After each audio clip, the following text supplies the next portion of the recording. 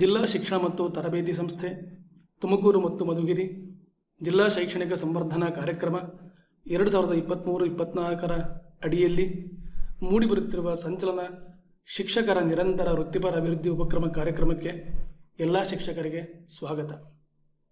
ಈ module ETLM 1 ಅನುಭವಾತ್ಮಕ ಬೋಧನಾ ಕಲಿಕೆ ಮಾಡ್ಯೂಲ್ 1 ಅನುಭವಾತ್ಮಕ ಬೋಧನಾ ಕಲಿಕೆಯ ಅಂಶಗಳನ್ನು ಒಳಗೊಂಡು ಜುಲೈಯಿಂದ ಸೆಪ್ಟೆಂಬರ್ ವರೆಗಿನ ತರಗತಿ 4ರಲ್ಲಿ ಬರುವ ಸರಳ ರೇಖಾಕೃತಿಗಳ ಸುತ್ತಳತೆ ಮತ್ತು ವಿಸ್ತೀರ್ಣ, ಗುಣಾಕಾರ, ಭಾಗಾಕಾರ, ಅದೇ ರೀತಿ ತರಗತಿ 5ರಲ್ಲಿ ಬರುವ ಭಿನ್ನರಾಶಿಗಳು, ಸುತ್ತಳತೆ ಮತ್ತು ವಿಸ್ತೀರ್ಣ, ಉದ್ದ, ಅದೇ ರೀತಿ ತರಗತಿ 6ರಲ್ಲಿ ಬರುವ ಸಂಖ್ಯೆಗಳೊಂದಿಗೆ ಆಟ ಮತ್ತು ತರಗತಿ 7ರಲ್ಲಿ ಬರುವ ದತ್ತಾಂಶಗಳ ನಿರ್ವಹಣೆ LOSನ್ನು ಒಳಗೊಂಡಿರುತ್ತದೆ. ವಿವಿಧ ಪೆಡಗಾಗಿಕಲ್ ಅಪ್ರೋಚಸನ್ನು ಉಪಯೋಗಿಸಿಕೊಂಡು LOSನ್ನು ಹೇಗೆ ಕಲಿಸುವುದು ಎಂದು ಚರ್ಚೆಯನ್ನು ಮಾಡಲಿದ್ದೇವೆ. ಗಣಿತ ಉದ್ಯಾನವನದ ಒಂದು ಆ್ಯಕ್ಟಿವಿಟಿಯನ್ನು ತೆಗೆದುಕೊಂಡು LOSನ್ನು ನಾವು ಕವರ್ ಮಾಡ್ತಾ ಹೋಗ್ತೇವೆ. ಸೊ ಈ ಒಂದು ಗಣಿತ ಉದ್ಯಾನವನದ ಒಂದು ಆ್ಯಕ್ಟಿವಿಟಿಯಲ್ಲಿ ನಾವು ಬಹಳಷ್ಟು ಕಾನ್ಸೆಪ್ಟನ್ನು ಕವರ್ ಮಾಡಬಹುದಾಗಿದೆ. ಸೊ ಇಲ್ಲಿ ನಾವು ಗಣಿತ ಉದ್ಯಾನವನ ಅಂದ ತಕ್ಷಣ ಇದು ಒಂದು ವಿದ್ಯಾರ್ಥಿಗೆ ಮಾಡಲಿಕ್ಕೆ ಸಾಧ್ಯ ಇಲ್ಲ. ಸೊ ಮಕ್ಕಳುಗಳನ್ನು ನಾವು ಗ್ರೂಪ್ಗಳಾಗಿ ವಿಂಗಡಣೆ ಮಾಡಬೇಕಾಗುತ್ತೆ. ಈ ರೀತಿ ನಾವು ಗುಂಪುಗಳನ್ನು ರಚನೆ ಮಾಡುವಾಗ ಹಲವಾರು ಮ್ಯಾಥ್ಸ್ಗಳ ಕಾನ್ಸೆಪ್ಟನ್ನು ನಾವು ತರಬಹುದಿಲ್ಲಿ. ಅದೇ ರೀತಿಯಾಗಿ ಮಕ್ಕಳು ಗುಂಪುಗಳಲ್ಲಿ ವರ್ಕ್ ಮಾಡುವಾಗ ಅವರ 21st ಸೆಂಚುರಿ ಸ್ಕಿಲ್ಸ್ ಆಗಿರ್ತಕ್ಕಂಥ ಪಿಯರ್ ಲರ್ನಿಂಗ್ ಆಗಿರ್ಬೋದು, ಕಮ್ಯುನಿಕೇಷನ್ ಸ್ಕಿಲ್ಸ್ ಆಗಿರ್ಬೋದು, ಕೊಲಾಬರೇಟಿವ್ ಲರ್ನಿಂಗ್ ಆಗ್ಬೋದು, ಈ ಥರ ಸ್ಕಿಲ್ಸ್ ಎಲ್ಲ ಡೆವಲಪ್ ಆಗ್ತಾ ಮತ್ತು ಇಂಪ್ರೂವ್ ಆಗ್ತಾ ಹೋಗುತ್ತೆ. ಸೊ ಈ ಒಂದು ಉದ್ಯಾನವನ ಅಂದ ತಕ್ಷಣ ಇದು ಅವ್ರದ್ದು ಒಂದು ರಿಯಲ್ ಲೈಫ್ ಎಕ್ಸಾಂಪಲ್ ಥರ ಆಗುತ್ತೆ. ಅವರು ಇಲ್ಲಿ ಗಣಿತ ಉದ್ಯಾನವನದಲ್ಲಿ ಹ್ಯಾಂಡ್ಸ್ ಆನ್ ಎಕ್ಸ್ಪೀರಿಯನ್ಸ್ ತೆಗೆದುಕೊಳ್ಳೋದ್ರಿಂದ ಈ ಕಲ್ತಿರತಕ್ಕಂಥ ಕಾನ್ಸೆಪ್ಟ್ಸನ್ನು ಅವರು ಈಸಿಯಾಗಿ ನೆನಪಿಟ್ಕೊಂಡು ಅದನ್ನು ಮುಂದೆ ಅವರು ಲೈಫಲ್ಲಿ ಅಪ್ಲೈ ಮಾಡ್ತಾ ಹೋಗ್ಬೋದು. ಸೊ ಈ ಒಂದು ಮ್ಯಾಥ್ ಗಾರ್ಡನ್ ಅಲ್ಲಿ ಬರುವ ಫಸ್ಟು ಒಂದು ಕಾರ್ಯ ಅಂತಂದರೆ ಮಕ್ಕಳನ್ನು ಗ್ರೂಪ್ಗಳಾಗಿ ವಿಂಗಡಣೆ ಮಾಡುವುದು. ಸೊ ಈ ಗ್ರೂಪ್ಗಳನ್ನು ಮಾಡುವಾಗ ನಾವು ಭಾಗಾಕಾರದ ಕಾನ್ಸೆಪ್ಟನ್ನು ಮಕ್ಕಳಿಗೆ ಹೇಳಿಕೊಡ್ಬೋದು. ಸೊ ಭಾಗಾಕಾರ ಕಾನ್ಸೆಪ್ಟಿಂದ ಈ ಗುಂಪುಗಳನ್ನು ರಚನೆ ಮಾಡುವಾಗ ನಾವು ಪ್ರತಿಯೊಂದು ಗುಂಪಿನಲ್ಲಿ ಎಷ್ಟು ಮಕ್ಕಳು ಇರ್ಬೋದು ಅಂಥೇಳಿ ನಾವು ಕ್ಯಾಲ್ಕುಲೇಟ್ ಮಾಡಬೇಕಾಗುತ್ತೆ. ಸೊ ಇಲ್ಲಿ ಗುಂಪುಗಳನ್ನು ರಚನೆ ಮಾಡಬೇಕಾದ್ರೆ ಸಾಧ್ಯವಾದರೆ ಬೇರೆ ಬೇರೆ ತರಗತಿಯ ಮಕ್ಕಳನ್ನು ಕರೆದುಕೊಂಡು ಗುಂಪುಗಳನ್ನು ರಚನೆ ಮಾಡಬೇಕು.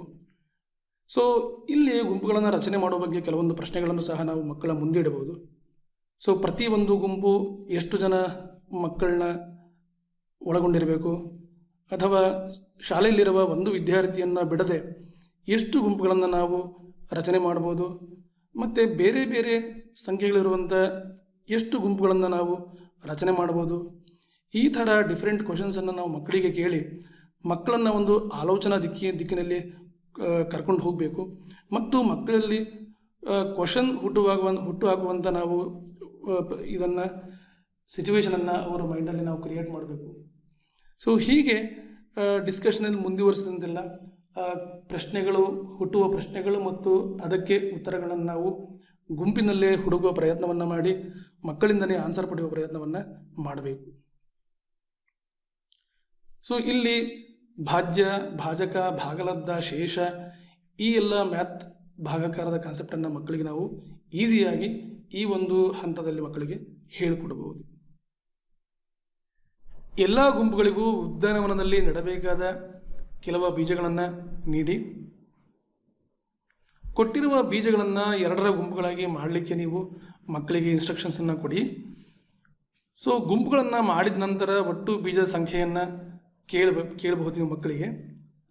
ಆ ಸಂಖ್ಯೆ 2ರಿಂದ ಭಾಗವಾಗುತ್ತದೆಯಾ ಎಂದು ಸಹ ಮಕ್ಕಳಿಂದ ನೀವು ಕೇಳಬಹುದು. ಇಲ್ಲಿ ಶೇಷದ ಬಗ್ಗೆ ಕೂಡ ನೀವು ಚರ್ಚೆಯನ್ನು ಮಕ್ಕಳ ಜೊತೆಗೆ ಮಾಡಬಹುದು. ಇದೇ ಸನ್ನಿವೇಶದಲ್ಲಿ ಶೇಷ 3 ಬರಲು ಆಗುತ್ತದೆ ಎಂಬ ಪ್ರಶ್ನೆಯನ್ನು ಸಹ ನೀವು ಮಕ್ಕಳಿಗೆ ಕೇಳಬಹುದು. ಈ ರೀತಿಯಲ್ಲಿ ಪ್ರಶ್ನೆಗಳು ಕೇಳುವುದರಿಂದ ಕೊನೆಯಲ್ಲಿ ವಿದ್ಯಾರ್ಥಿಗಳು 31 2ರಿಂದ ಭಾಗವಾಗುವುದಿಲ್ಲ ಮತ್ತು 38 2ರಿಂದ ಭಾಗವಾಗುತ್ತದೆ ಎಂಬ ಉತ್ತರವನ್ನು ಕೊಡ್ತಾರೆ. ಹೆಚ್ಚುವರಿ ಪ್ರಯೋಗಕ್ಕಾಗಿ ಕೊಟ್ಟಿರುವಂತೆ ಕೋಷ್ಟಕವನ್ನು ರಚನೆ ಮಾಡಲಿಕ್ಕೆ ನೀವು ಮಕ್ಕಳಿಗೆ ಹೇಳಿ. ಬೀಜಗಳ ಸಂಖ್ಯೆ 3, 4, 5, 6, 7 ಇತ್ಯಾದಿ ಸಂಖ್ಯೆಗಳಿಂದ ಭಾಗವಾಗ್ತದೆ ಅಂತ ಪರಿಶೀಲನೆ ಮಾಡಲಿಕ್ಕೆ ಹೇಳಿ.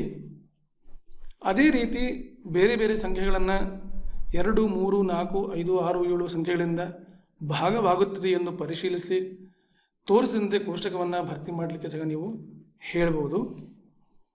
ಸೊ ಇಲ್ಲಿ ಚಿತ್ರದಲ್ಲಿ ಕಾಣುವಂತೆ 2ರಿಂದ ಭಾಗವಾಗುವ ಸಂಖ್ಯೆಗಳಲ್ಲಿ ಏನಾದರೂ ವಿನ್ಯಾಸವಿದೆಯೇ ಅಂತ ನೀವು ಪ್ರಶ್ನೆಯನ್ನು ಮಕ್ಕಳಿಗೆ ಕೇಳಿ ಇದೇ ರೀತಿಯ ವಿನ್ಯಾಸವು ಬೇರೆ ಸಂಖ್ಯೆಗಳಲ್ಲಿ ಇದೆಯಾ ಎಂದು ಸಹ ಪ್ರಶ್ನೆಯನ್ನು ಮಾಡಬಹುದು.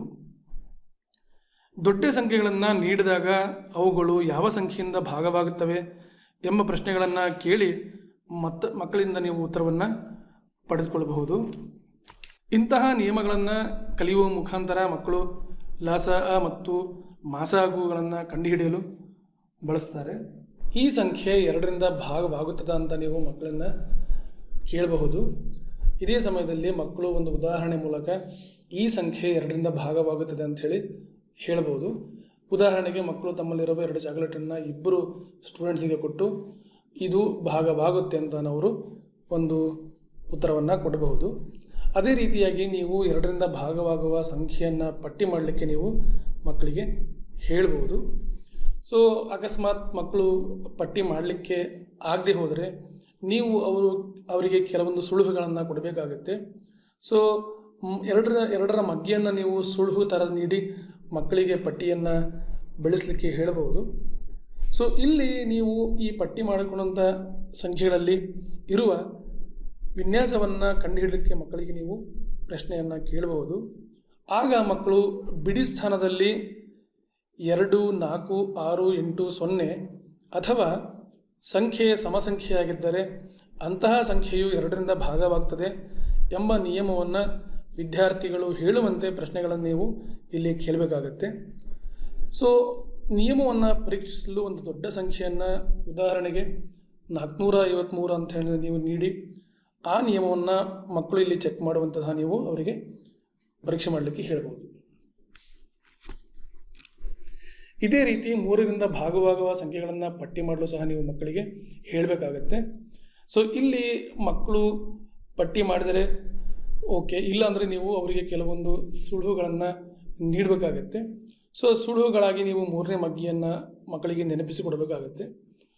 ಸೊ ಪಟ್ಟಿ ಮಾಡಿದ ಸಂಖ್ಯೆಯಲ್ಲಿರುವ ವಿನ್ಯಾಸವನ್ನು ನೀವು ಮಕ್ಕಳಿಗೆ ಕಂಡುಹಿಡಲಿಕ್ಕೆ ಹೇಳಬೇಕಾಗತ್ತೆ. ಮಕ್ಕಳು ವಿನ್ಯಾಸವನ್ನು ಕಂಡುಹಿಡಿದರೆ ಪರವಾಗಿಲ್ಲ. ಅಕಸ್ಮಾತ್ ಮಕ್ಕಳು ವಿನ್ಯಾಸವನ್ನು ಕಂಡುಹಿಡದೆ ಹೋದರೆ ಸುಳುವಿಗಾಗಿ ನೀವು ಸಂಖ್ಯೆಯಲ್ಲಿನ ಅಂಕಿಗಳನ್ನು ಕೂಡಲಿಕ್ಕೆ ಹೇಳಬೇಕು. ಸೊ ಯಾವಾಗ ಆ ಸಂಖ್ಯೆಯಲ್ಲಿನ ಅಂಕಿಗಳ ಮೊತ್ತವು 3ರಿಂದ ಭಾಗವಾಗ್ತದೋ ಆಗ ಆ ಸಂಖ್ಯೆಯು 3ರಿಂದ ಭಾಗವಾಗುತ್ತದೆ ಎಂಬ ಒಂದು ವಿಷಯವನ್ನು ನೀವು ಮಕ್ಕಳಿಗೆ ಹೇಳಬೇಕಾಗುತ್ತೆ. ಹೆಚ್ಚುವರಿ ಸುಳುಹುಗಳನ್ನು ನೀವು ಇದೇ ರೀತಿ ಪಟ್ಟಿ ಮಾಡಿಟ್ಕೊಳ್ಳೋದು ಒಳ್ಳೆಯದು. ಸೊ ಇದೇ ರೀತಿಯಾಗಿ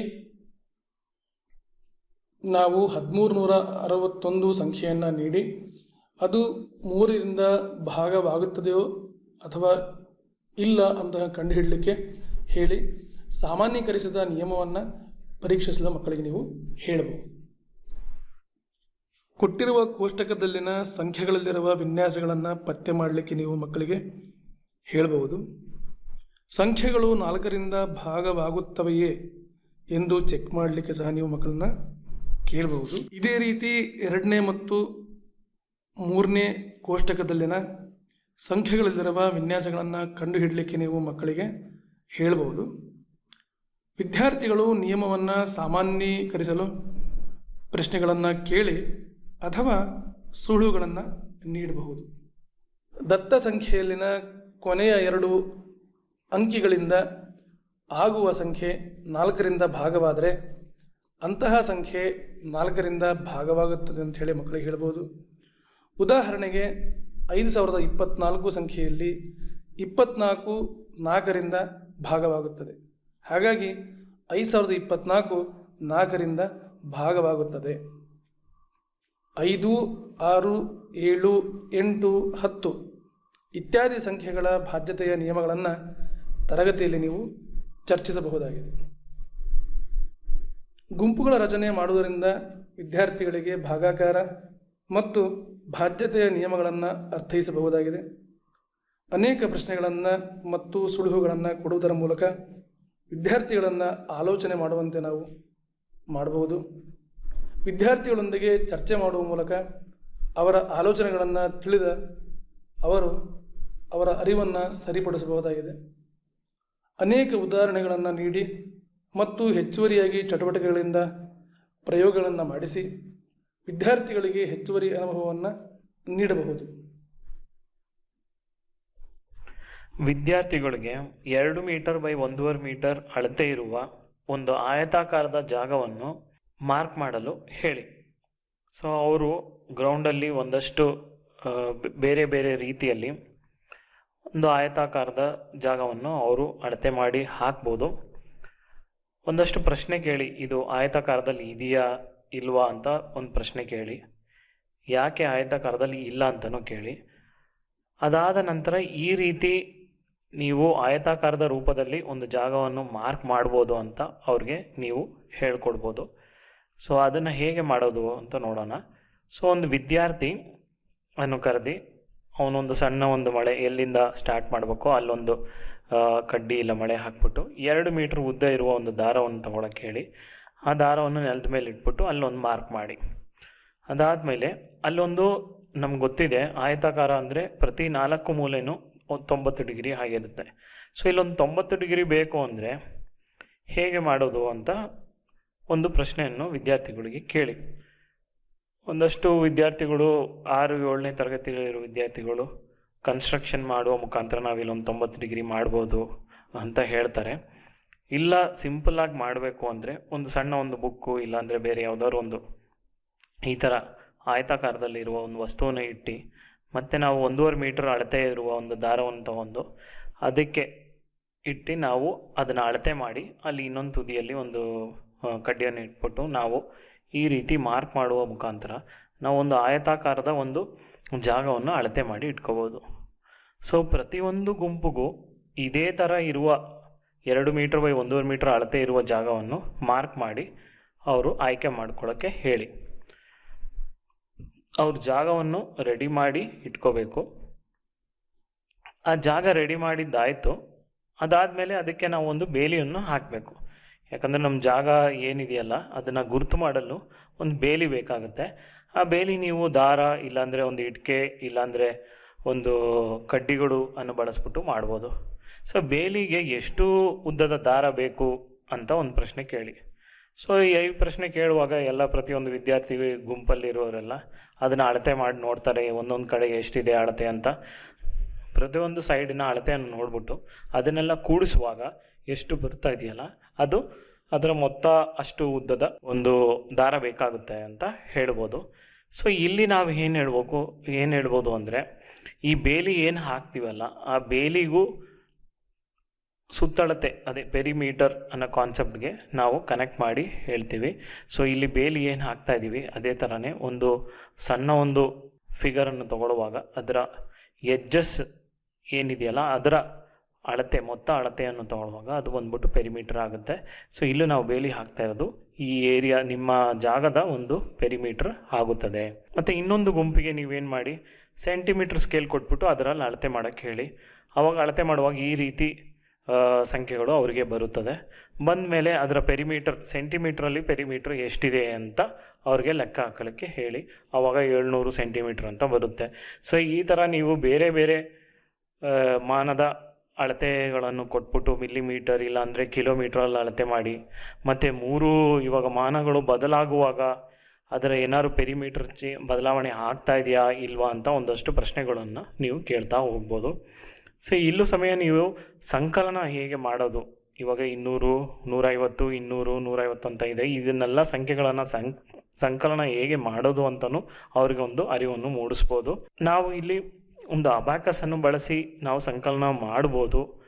ಅದನ್ನು ನೀವು ಹೇಳ್ಕೊಡ್ಬೋದು ತರಗತಿಯಲ್ಲಿ. ಅಕಸ್ಮಾತ್ ನಮ್ಮ ಹತ್ರ ಅಬ್ಯಾಕಸ್ ಇಲ್ಲ ಅಂದರೆ ಬೇರೆ ಇನ್ನೊಂದು ಚಟುವಟಿಕೆಯನ್ನು ಮಾಡಿ ಚಟುವಟಿಕೆ ಮುಖಾಂತರ ನಾವು ಸಂಕಲನ ಹೇಗೆ ಮಾಡೋದು ಅಂತ ನಾವು ನೋಡೋಣ. ಇವತ್ತು ನಾವು ಸಂಕಲನವನ್ನ ಚಟುವಟಿಕೆ ಮುಖಾಂತರ ಹೇಗೆ ಮಾಡೋದು ಅಂತ ನೋಡ್ತಾ ಹೋಗೋಣ. ಇದಕ್ಕೆ ಬೇಕಾಗಿರುವಂತ ಸಾಮಗ್ರಿಗಳು ನಾವು ಇಲ್ಲಿ ಈ ರೀತಿಯಾದ ಕಪ್ಸ್ ಅನ್ನ ನಾವು ತಗೊಂಡಿದ್ದೇವೆ. ಇದ್ರ ಬದಲು ಈಸಿಯಾಗಿ ಸಿಗುವಂತಹ ಬೇರೆ ಲೋಟಗಳನ್ನಾಗ್ಲಿ ನಾವು ಬಳಸ್ಕೊಳ್ಬಹುದು.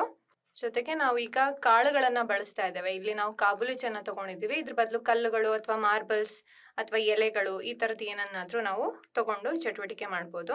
ಕಾಳುಗಳಿಗೆ ಬಣ್ಣ ಹಾಕೋದಕ್ಕೆ ನಾವು ಈ ರೀತಿಯಾದ ಪೇಂಟ್ ಅನ್ನ ನಾವು ತಗೊಂಡಿದ್ದೀವಿ. ಮತ್ತೆ ಈ ಪೇಂಟ್ ಅನ್ನ ಬಳಸ್ಕೊಂಡು ಕಾಳುಗಳಿಗೆ ನಾವು ಬಣ್ಣ ಹಾಕಿ ನಾವು 5 ಸ್ಥಾನ ಬೆಲೆಗಳನ್ನ ಬಳಸ್ತಿರೋದ್ರಿಂದ 5 ಬೇರೆ ಬೇರೆ ಬಣ್ಣಗಳನ್ನ ನಾವು ಉಪಯೋಗಿಸ್ಕೊಂಡು ಕಾಳುಗಳಿಗೆ ಬಣ್ಣಗಳನ್ನ ಹಾಕಿ ಇದನ್ನ ಒಣಗಿಸಿಟ್ಕೊಂಡಿದ್ದೇವೆ. ಜೊತೆಗೆ ನಾವು ಸ್ಕೆಚ್ ಪೆನ್ ಅನ್ನು ಸಹ ಇಲ್ಲಿ ಬಳಸ್ತಾ ಇದ್ದೇವೆ.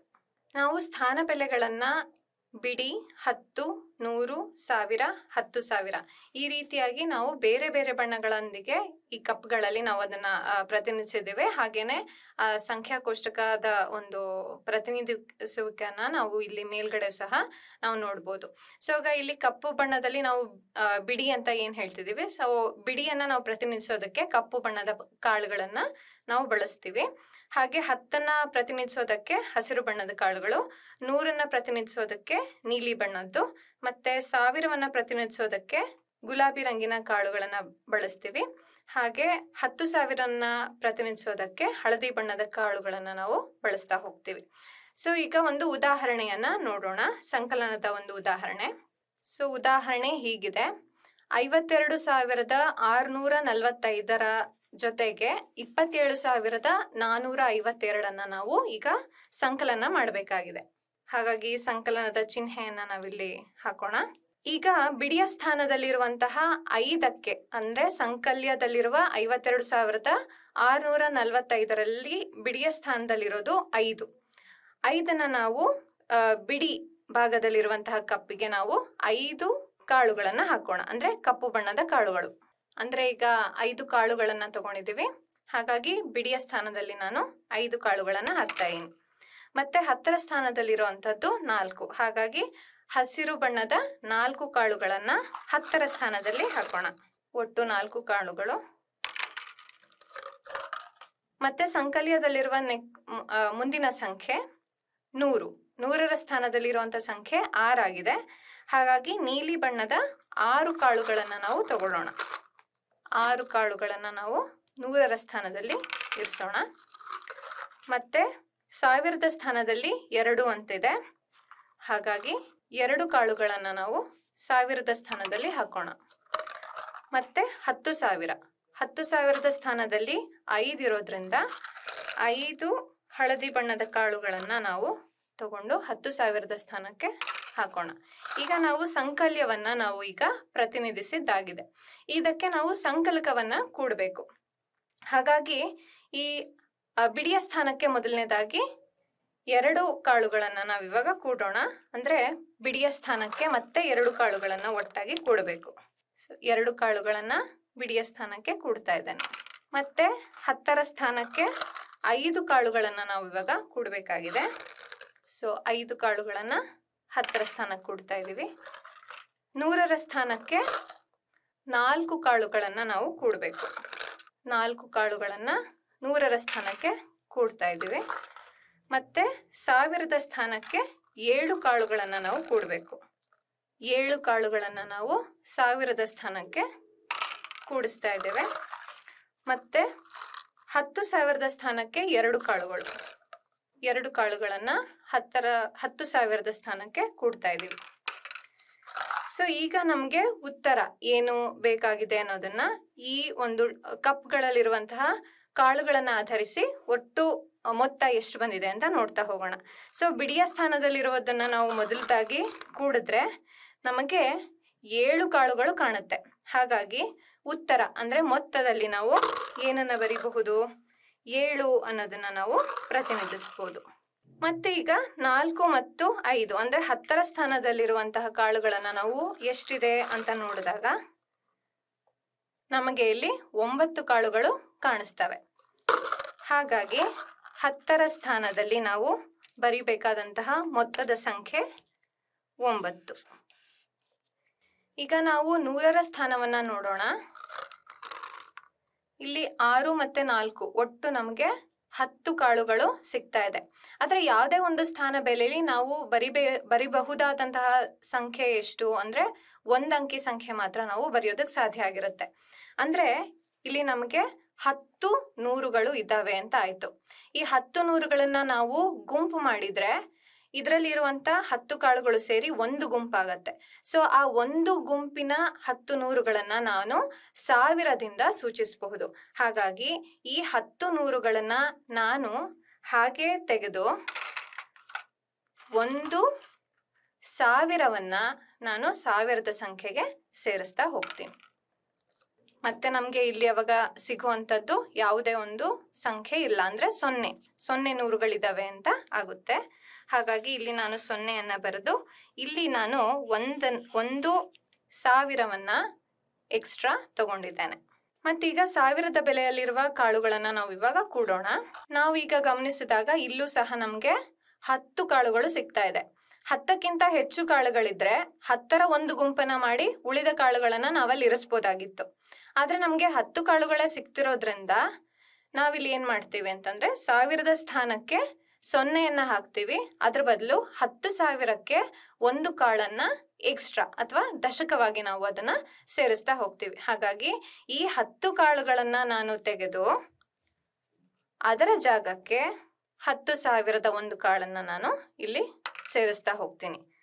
ಅಂದ್ರೆ ನಾವು ಅದನ್ನ ಸಂಖ್ಯೆಗಳಲ್ಲಿ ಪ್ರತಿನಿಧಿಸುವಾಗ ನಮಗೆ ಇಲ್ಲಿ ಸಿಗುವಂಥದ್ದು 0 ಆಗಿರುತ್ತೆ. ಮತ್ತೆ ಇಲ್ಲಿ ನಾವು 1ಅನ್ನ ದಶಕವಾಗಿ ತಗೊಂಡು ಹೋಗ್ತೀವಿ. ಈಗ 10,000ದಲ್ಲಿ ಸ್ಥಾನದಲ್ಲಿರುವಂತಹ ಕಾಳುಗಳನ್ನ ನೋಡೋಣ. ಸೊ ನಮಗೆ ಇಲ್ಲಿ ಒಟ್ಟಾರೆಯಾಗಿ 8 ಕಾಳುಗಳು ಕಾಣಿಸ್ತಾ ಇದ್ದಾವೆ. ಹಾಗಾಗಿ 10,000ದ ಸ್ಥಾನದಲ್ಲಿ ನಾವು 8ಅನ್ನ ಉತ್ತರವಾಗಿ ಬರಿತೀವಿ. ಸೊ ನಮಗೆ ಸಿಕ್ಕಂತಹ ಒಟ್ಟು ಮೊತ್ತ ಏನು ಅಂತಂದ್ರೆ 80,097. ಇದೇ ರೀತಿಯಲ್ಲಿ ಸಂಕಲನದ ಬೇರೆ ಬೇರೆ ಉದಾಹರಣೆಗಳನ್ನ ತಗೊಂಡು ಕಾಳುಗಳಾಗಲಿ ಕಲ್ಲುಗಳಾಗಲಿ ಅಥವಾ ಬೇರೆ ಕಡ್ಡಿ, ಹುಣಸೆ ಬೀಜಗಳು, ಈ ತರ ಬೇರೆ ಬೇರೆ ಅದನ್ನ ಇಟ್ಕೊಂಡು ನಾವು ಸಂಕಲನದ ಒಂದು ಪರಿಕಲ್ಪನೆಯನ್ನ ಮಕ್ಕಳಲ್ಲಿ ಚಟುವಟಿಕೆ ಮುಖಾಂತರ ಮೂಡಿಸಬಹುದು. ಇಲ್ಲಿ ನಾವು ಏನು ಮಾಡಿದ್ದೀವಿ, ಇವಾಗ ಸಂಕಲನ ಮಾಡೋದನ್ನ ನೋಡಿದ್ದೀವಿ. ಸೊ ಇನ್ನೊಂದು ಚಟುವಟಿಕೆ ಮುಖಾಂತರ ಪೆರಿಮೀಟರ್ ಮತ್ತು ಏರಿಯಾ, ಇದು ಎರಡರ ಮಧ್ಯದಲ್ಲಿ ಇರುವ ಡಿಫ್ರೆನ್ಸ್, ವ್ಯತ್ಯಾಸ ಏನಿದೆ ಅಂತ ನೋಡೋಣ. ಸೊ ಇಲ್ಲಿ ನೀವು ಒಂದು ಹಾಳೆ ತಗೊಂಡು ಅದರ ಸುತ್ತಳತೆಯನ್ನು ಕಂಡುಹಿಡೀರಿ ಅಂತ ಹೇಳಿ. ಸೊ ಸುತ್ತಳತೆಯನ್ನು ಕಂಡುಹಿಡೀರಿ ಅನ್ನುವಾಗ ಅವ್ರು ಏನು ಮಾಡ್ತಾರೆ, ಈ ಹಾಳೆಯ ಸೈಡುಗಳು ಏನಿದೆಯಲ್ಲ ಅದರ ಉದ್ದವನ್ನು ಅಳತೆ ಮಾಡ್ತಾರೆ. ಅಳತೆ ಮಾಡಿಬಿಟ್ಟು ಹೇಳ್ತಾರೆ ಅದರ ಮೊತ್ತ ಎಷ್ಟಿದೆ ಅಂತ ಹೇಳ್ಬಿಟ್ಟು ಅದನ್ನು ಸುತ್ತಳತೆ ಹೇಳ್ತಾರೆ. ಈ ಥರ ಒಂದು ಫ್ರೇಮನ್ನು ಕೊಟ್ಬಿಟ್ಟು ಆ ಸುತ್ತಳತೆಯನ್ನು ಮಾರ್ಕ್ ಮಾಡಿ ಅಂತ ಹೇಳಿ. ಸೊ ಈ ರೀತಿ ಬಣ್ಣವನ್ನು ಅವರು ಹಚ್ಬೋದು, ಇಲ್ಲ ಅದನ್ನು ಮಾರ್ಕ್ ಮಾಡ್ಬೋದು. ಅದಾದ ನಂತರ ಈ ಥರ ಒಂದಷ್ಟು 4 ಪಾಯಿಂಟ್ ABCD ಮತ್ತು PQRS ಅಂತ ಒಂದು ಈ ಥರ ಪಾಯಿಂಟ್ಸನ್ನು ಹಾಕ್ಬಿಟ್ಟು ಇವಾಗ ಸುತ್ತಳತೆ, ಈ ಫ್ರೇಮದ ಸುತ್ತಳತೆ ಬದಲಾವಣೆ ಆಗಿದೆಯಾ ಅಂತ ಒಂದು ಪ್ರಶ್ನೆಯನ್ನು ಕೇಳಿ. ಅವರು ಬದಲಾವಣೆ ಆಗಿದೆ ಅನ್ಬೋದು, ಇಲ್ಲ ಆಗಿಲ್ಲ ಅಂತಲೂ ಅನ್ಬೋದು. ಅದಾದಮೇಲೆ ಈ ಥರ ಒಂದು 2 ರೆಕ್ಟ್ಯಾಂಗಲ್, ಒಂದು ಸಣ್ಣದು ಮತ್ತು ಒಂದು ದೊಡ್ಡದು, ಈ ಥರ ಒಂದು 2 ರೆಕ್ಟ್ಯಾಂಗಲನ್ನು ಹಾಕುವಾಗ ಇವಾಗ ಸುತ್ತಳತೆಯಲ್ಲಿ ಏನಾದ್ರು ಬದಲಾವಣೆ ಆಗಿದೆಯಾ, ಆವಾಗ ಒಳಗಡೆ ಇರುವ ರೆಕ್ಟ್ಯಾಂಗಲ್ ಬಂದ್ಬಿಟ್ಟು ಸುತ್ತಳತೆ ಆಗಿರುತ್ತೆ, ಹೊರಗಡೆ ಇರೋ ರೆಕ್ಟ್ಯಾಂಗಲ್ಲು ಸುತ್ತಳತೆ ಆಗಿರುತ್ತೆ. 2 ರೆಕ್ಟ್ಯಾಂಗಲ್ ಮಧ್ಯದಲ್ಲಿ ಒಂದು ಸಣ್ಣ ಭಾಗ ಇದೆ, ಅದು ಬಂದ್ಬಿಟ್ಟು ನಮಗೆ ವಿಸ್ತೀರ್ಣ ಆಗುತ್ತದೆ. ಸೊ ಈ ರೀತಿ ನಾವು ಒಂದು ಫ್ರೇಮನ್ನು ತಗೊಳ್ಳುವಾಗ ಆ ಫ್ರೇಮನ್ನು ನಾವು ಸುತ್ತಳತೆ ಅಂತ ಹೇಳಲ್ಲ, ಆ ಫ್ರೇಮದು ಒಂದು ಥಿಕ್ನೆಸ್ ಇರುತ್ತೆ, ಆ ಥಿಕ್ನೆಸ್ ಬಂದ್ಬಿಟ್ಟು ನಮಗೆ ಏರಿಯಾ ಆಗುತ್ತೆ.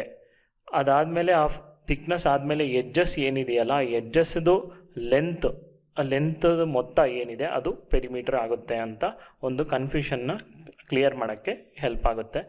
ಮತ್ತು ಇವಾಗ ಏರಿಯಾ, ವಿಸ್ತೀರ್ಣ, ಈ ಪೇಪರ್ದು ವಿಸ್ತೀರ್ಣ ಏನು ಅಂತ ಹೇಳುವಾಗ ಅದ್ರ ಒಳಗಿರುವ ಜಾಗ ಏನಿದೆಯಲ್ಲ ಅದನ್ನು ನಾವು ವಿಸ್ತೀರ್ಣ ಅಂತ ಹೇಳ್ತೀವಿ. ಇದೇ ರೀತಿಯಲ್ಲಿ ಫ್ರೇಮ್ ಒಳಗೆ ಈ ಫ್ರೇಮಿನ ವಿಸ್ತೀರ್ಣ ಏನು ಅಂತ ಹೇಳುವಾಗ ಆ ಫ್ರೇಮ್ ಒಳಗಿರುವ ಜಾಗನೂ ವಿಸ್ತೀರ್ಣ. ಅದೇ ರೀತಿಯಲ್ಲಿ ಈ ಹಸಿರು ಕಲರಲ್ಲಿ ಏನಿದೆಯಲ್ಲ 2 ರೆಕ್ಟ್ಯಾಂಗಲ್, ಅದು ಇದರ ವಿಸ್ತೀರ್ಣ ಆಗುತ್ತದೆ ಅಂತ ಹೇಳ್ಬೋದು.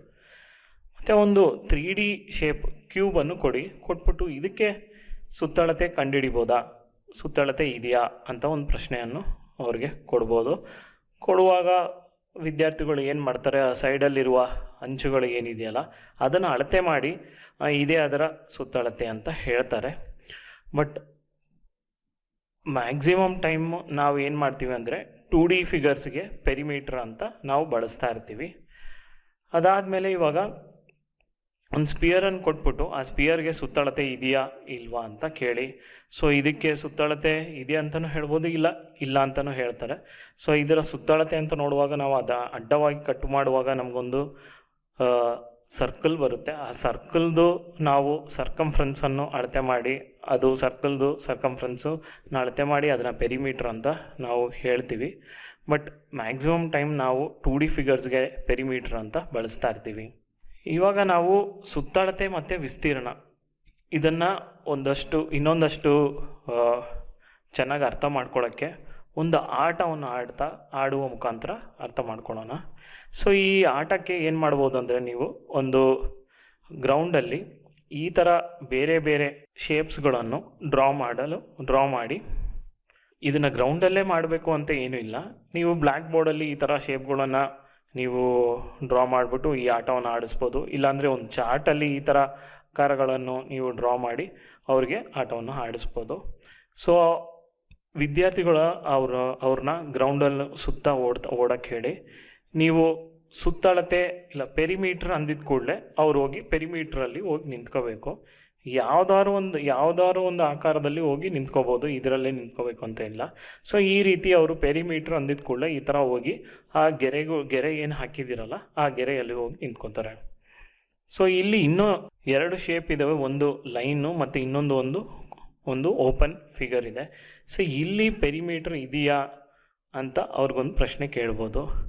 ಸೊ ಪೆರಿಮೀಟ್ರ್ ಇದೆಯಾ ಅಂತ ಹೇಳುವಾಗ ಅವ್ರು ಪೆರಿಮೀಟ್ರ್ ಇದೆ ಅಂತ ಹೇಳ್ತಾರೆ. ಅವಾಗ ಅಲ್ಲಿ ನೀವು ಅವ್ರ ಡೌಟ್ನ ಕ್ಲಾರಿಫೈ ಮಾಡೋಕ್ಕೆ ಇಲ್ಲಿ ನಮಗೆ ಉದ್ದವನ್ನು ಮಾತ್ರ ನಾವು ಉದ್ದವನ್ನು ತಗೋತಾ ಇದ್ದೀವಿ. ಇಲ್ಲಿ ಪೆರಿಮೀಟ್ರ್ ಅಂತ ಏನೂ ಬರಲ್ಲ. ಅದೇ ಒಂದು ಕ್ಲೋಸ್ಡ್ ಫಿಗರ್ ಆಗಿದ್ದರೆ ಅಲ್ಲಿ ಬಂದ್ಬಿಟ್ಟು ನಾವು ಆ ಉದ್ದವನ್ನು ಮೊತ್ತವನ್ನು ನಾವು ಏನು ಮಾಡ್ತೀವಿ, ಅದನ್ನು ಪೆರಿಮೀಟ್ರ್ ಅಂತ ತಗೋತೀವಿ. ಇದೆರಡು ಪೆರಿಮೀಟ್ರ್ ಆಗಲ್ಲ ಅಂತ ಅವ್ರಿಗೆ ಒಂದು ಕ್ಲಾರಿಟಿ ಕೊಡ್ಬೋದು. ಅದಾದಮೇಲೆ ವಿಸ್ತೀರ್ಣ ಅಂತ ಹೇಳಿದ ಕೂಡಲೇ ಅವ್ರು ಎಲ್ಲರೂ ಒಳಗಡೆ ಶೇಪ್ ಏನಿದೆಯಲ್ಲ ಆ ಶೇಪ್ ಒಳಗಡೆ ಇರುವ ಜಾಗಕ್ಕೆ ಅವರು ಜಂಪ್ ಮಾಡಿ ಅದರೊಳಗೆ ಸುತ್ತಾ ಇರಬೇಕು. ಸೊ ಆವಾಗ ಈ ರೀತಿ ನೀವು ಬೇರೆ ಬೇರೆ ಇನ್ಸ್ಟ್ರಕ್ಷನ್ ಕೊಡುವ ಮುಖಾಂತರ ಇದಾದಮೇಲೆ ನೀವು ಏನು ಹೇಳ್ಬೋದು ಅಂದರೆ, ಒಂದು ಆಕಾರವನ್ನು ತೊಗೊಂಡು ಇವಾಗ ಆಯತಾಕಾರ ಆದ ಪೆರಿಮೀಟ್ರಲ್ಲಿ ಹೋಗಿ ಎಲ್ಲರೂ ನಿಂತ್ಕೊಳ್ಳಿ ಅಂತ ಹೇಳುವಾಗ ಪ್ರತಿಯೊಂದು ವಿದ್ಯಾರ್ಥಿಯು ಆ ಆಯತಾಕಾರದ ಲೈನ್ ಪೆರಿಮೀಟ್ರ್ ಏನಿದೆಯಲ್ಲ ಅಲ್ಲೋಗಿ ನಿಂತ್ಕೋತಾರೆ. ಮತ್ತು ತ್ರಿಭುಜದ ಸುತ್ತಳತೆ ಏನಿದೆಯಲ್ಲ ಅಲ್ಲೋಗಿ ನಿಂತ್ಕೊಳ್ಳಿ ಅನ್ನುವಾಗ ತ್ರಿಭುಜದ ಲೈನ್ ಬೌಂಡ್ರಿ ಇದೆ ಅಲ್ಲೋಗಿ ನಿಂತ್ಕೋತಾರೆ. ಇಲ್ಲ ಅಂದರೆ ಸರ್ಕಲ್ದು ಏರಿಯಾದಲ್ಲಿ ಹೋಗಿ ನಿಂತ್ಕೊಳ್ಳಿ ಅಂತ ಹೇಳುವಾಗ ಎಲ್ಲ ಸರ್ಕಲ್ ಒಳಗೆ ಹೋಗಿ ನಿಂತ್ಕೊಂಡು ಅಲ್ಲಿ ಸುತ್ತುತ್ತಾ ಇರ್ತಾರೆ. ಈ ರೀತಿ ಬೇರೆ ಬೇರೆ ಇನ್ಸ್ಟ್ರಕ್ಷನ್ಗಳನ್ನು ನೀವು ಕೊಡುವ ಮುಖಾಂತರ ಅವ್ರಿಗೆ ಪೆರಿಮೀಟ್ರ್ ಮತ್ತು ಏರಿಯಾ ಇದ್ರ ಎರಡು ಮಧ್ಯದಲ್ಲಿ ಇರುವ ವ್ಯತ್ಯಾಸ ಏನು ಅಂತ ಒಂದು ಆಟದ ಮುಖಾಂತರ ಪ್ಲೇವೇ ಮೆಥಡ್ ಮುಖಾಂತರ ಅವ್ರಿಗೆ ಹೇಳ್ಕೊಡ್ಬೋದು. ಈ ರೀತಿಯಲ್ಲಿ ಚಟುವಟಿಕೆಗಳು ಮಾಡುವ ಮೂಲಕ ವಿಸ್ತೀರ್ಣ ಮತ್ತು ಸುತ್ತಳತೆಯ ವ್ಯತ್ಯಾಸವನ್ನು ವಿದ್ಯಾರ್ಥಿಗಳಿಗೆ ಅರ್ಥ ಮಾಡಿಸಬಹುದು. ಉದ್ದವನ್ನು ಅಳೆಯಲು ನಾವು ನಾನ್ ಸ್ಟ್ಯಾಂಡರ್ಡ್ ಯೂನಿಟ್ಸ್ ಅಂದರೆ ಗೇಣು, ಮಾರು ಇತ್ಯಾದಿಗಳನ್ನು ಬಳಸುತ್ತೇವೆ. ಅದೇ ರೀತಿಯಲ್ಲಿ ವಿಸ್ತೀರ್ಣವನ್ನು ಅಳೆಯಲು ಏನಾದರೂ ನಾನ್ ಸ್ಟ್ಯಾಂಡರ್ಡ್ ಯೂನಿಟ್ಸ್ ಇದೆಯಾ ಅಂತ ವಿದ್ಯಾರ್ಥಿಗಳನ್ನು ಕೇಳಬಹುದು. ಆಗ ಕೆಲವು ವಿದ್ಯಾರ್ಥಿಗಳು ತಮ್ಮ ಕೈಯನ್ನೇ ಬಳಸಿ ವಿಸ್ತೀರ್ಣವನ್ನು ಅಳೆಯಬಹುದು ಅಂತ ಅವರು ಹೇಳುತ್ತಾರೆ. ಹಾಗಾದರೆ ಅದನ್ನು ಹೇಗೆ ಮಾಡೋದು ಅಂತ ಹೇಳಿ ಒಂದು ಆಯತವನ್ನು ರಚಿಸಿ ಅದನ್ನು ಅಳೆಯಲಿಕ್ಕೆ ಅವರಿಗೆ ಹೇಳಬಹುದು.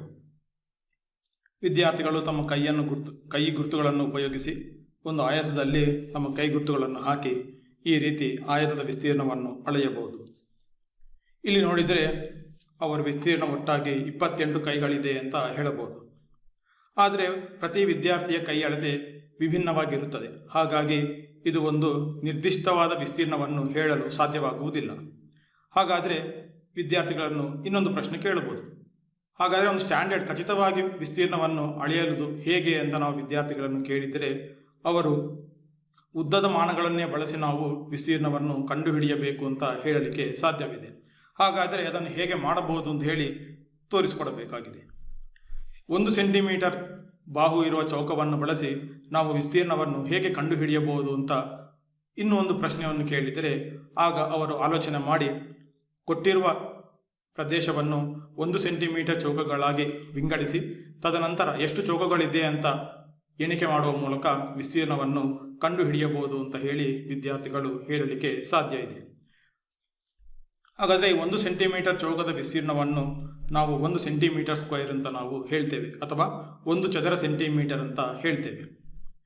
ಇದು ಒಂದು ನಿರ್ದಿಷ್ಟವಾದ ವಿಸ್ತೀರ್ಣಕ್ಕೆ ಒಂದು ಮಾನ ಆಗಿದೆ. ಹಾಗಾದರೆ ಈ ಮಾನಗಳು ಯಾವತ್ತೂ ಚೌಕಾಕಾರದಲ್ಲೇ ಇರಬೇಕಾ ಅಂತ ಒಂದು ಪ್ರಶ್ನೆ ಬರುತ್ತದೆ. ಅದಕ್ಕೆ ನಾವು ಸರಿಯಾದ ಒಂದು ಉತ್ತರವನ್ನು ನೀಡಬೇಕಾಗುತ್ತದೆ.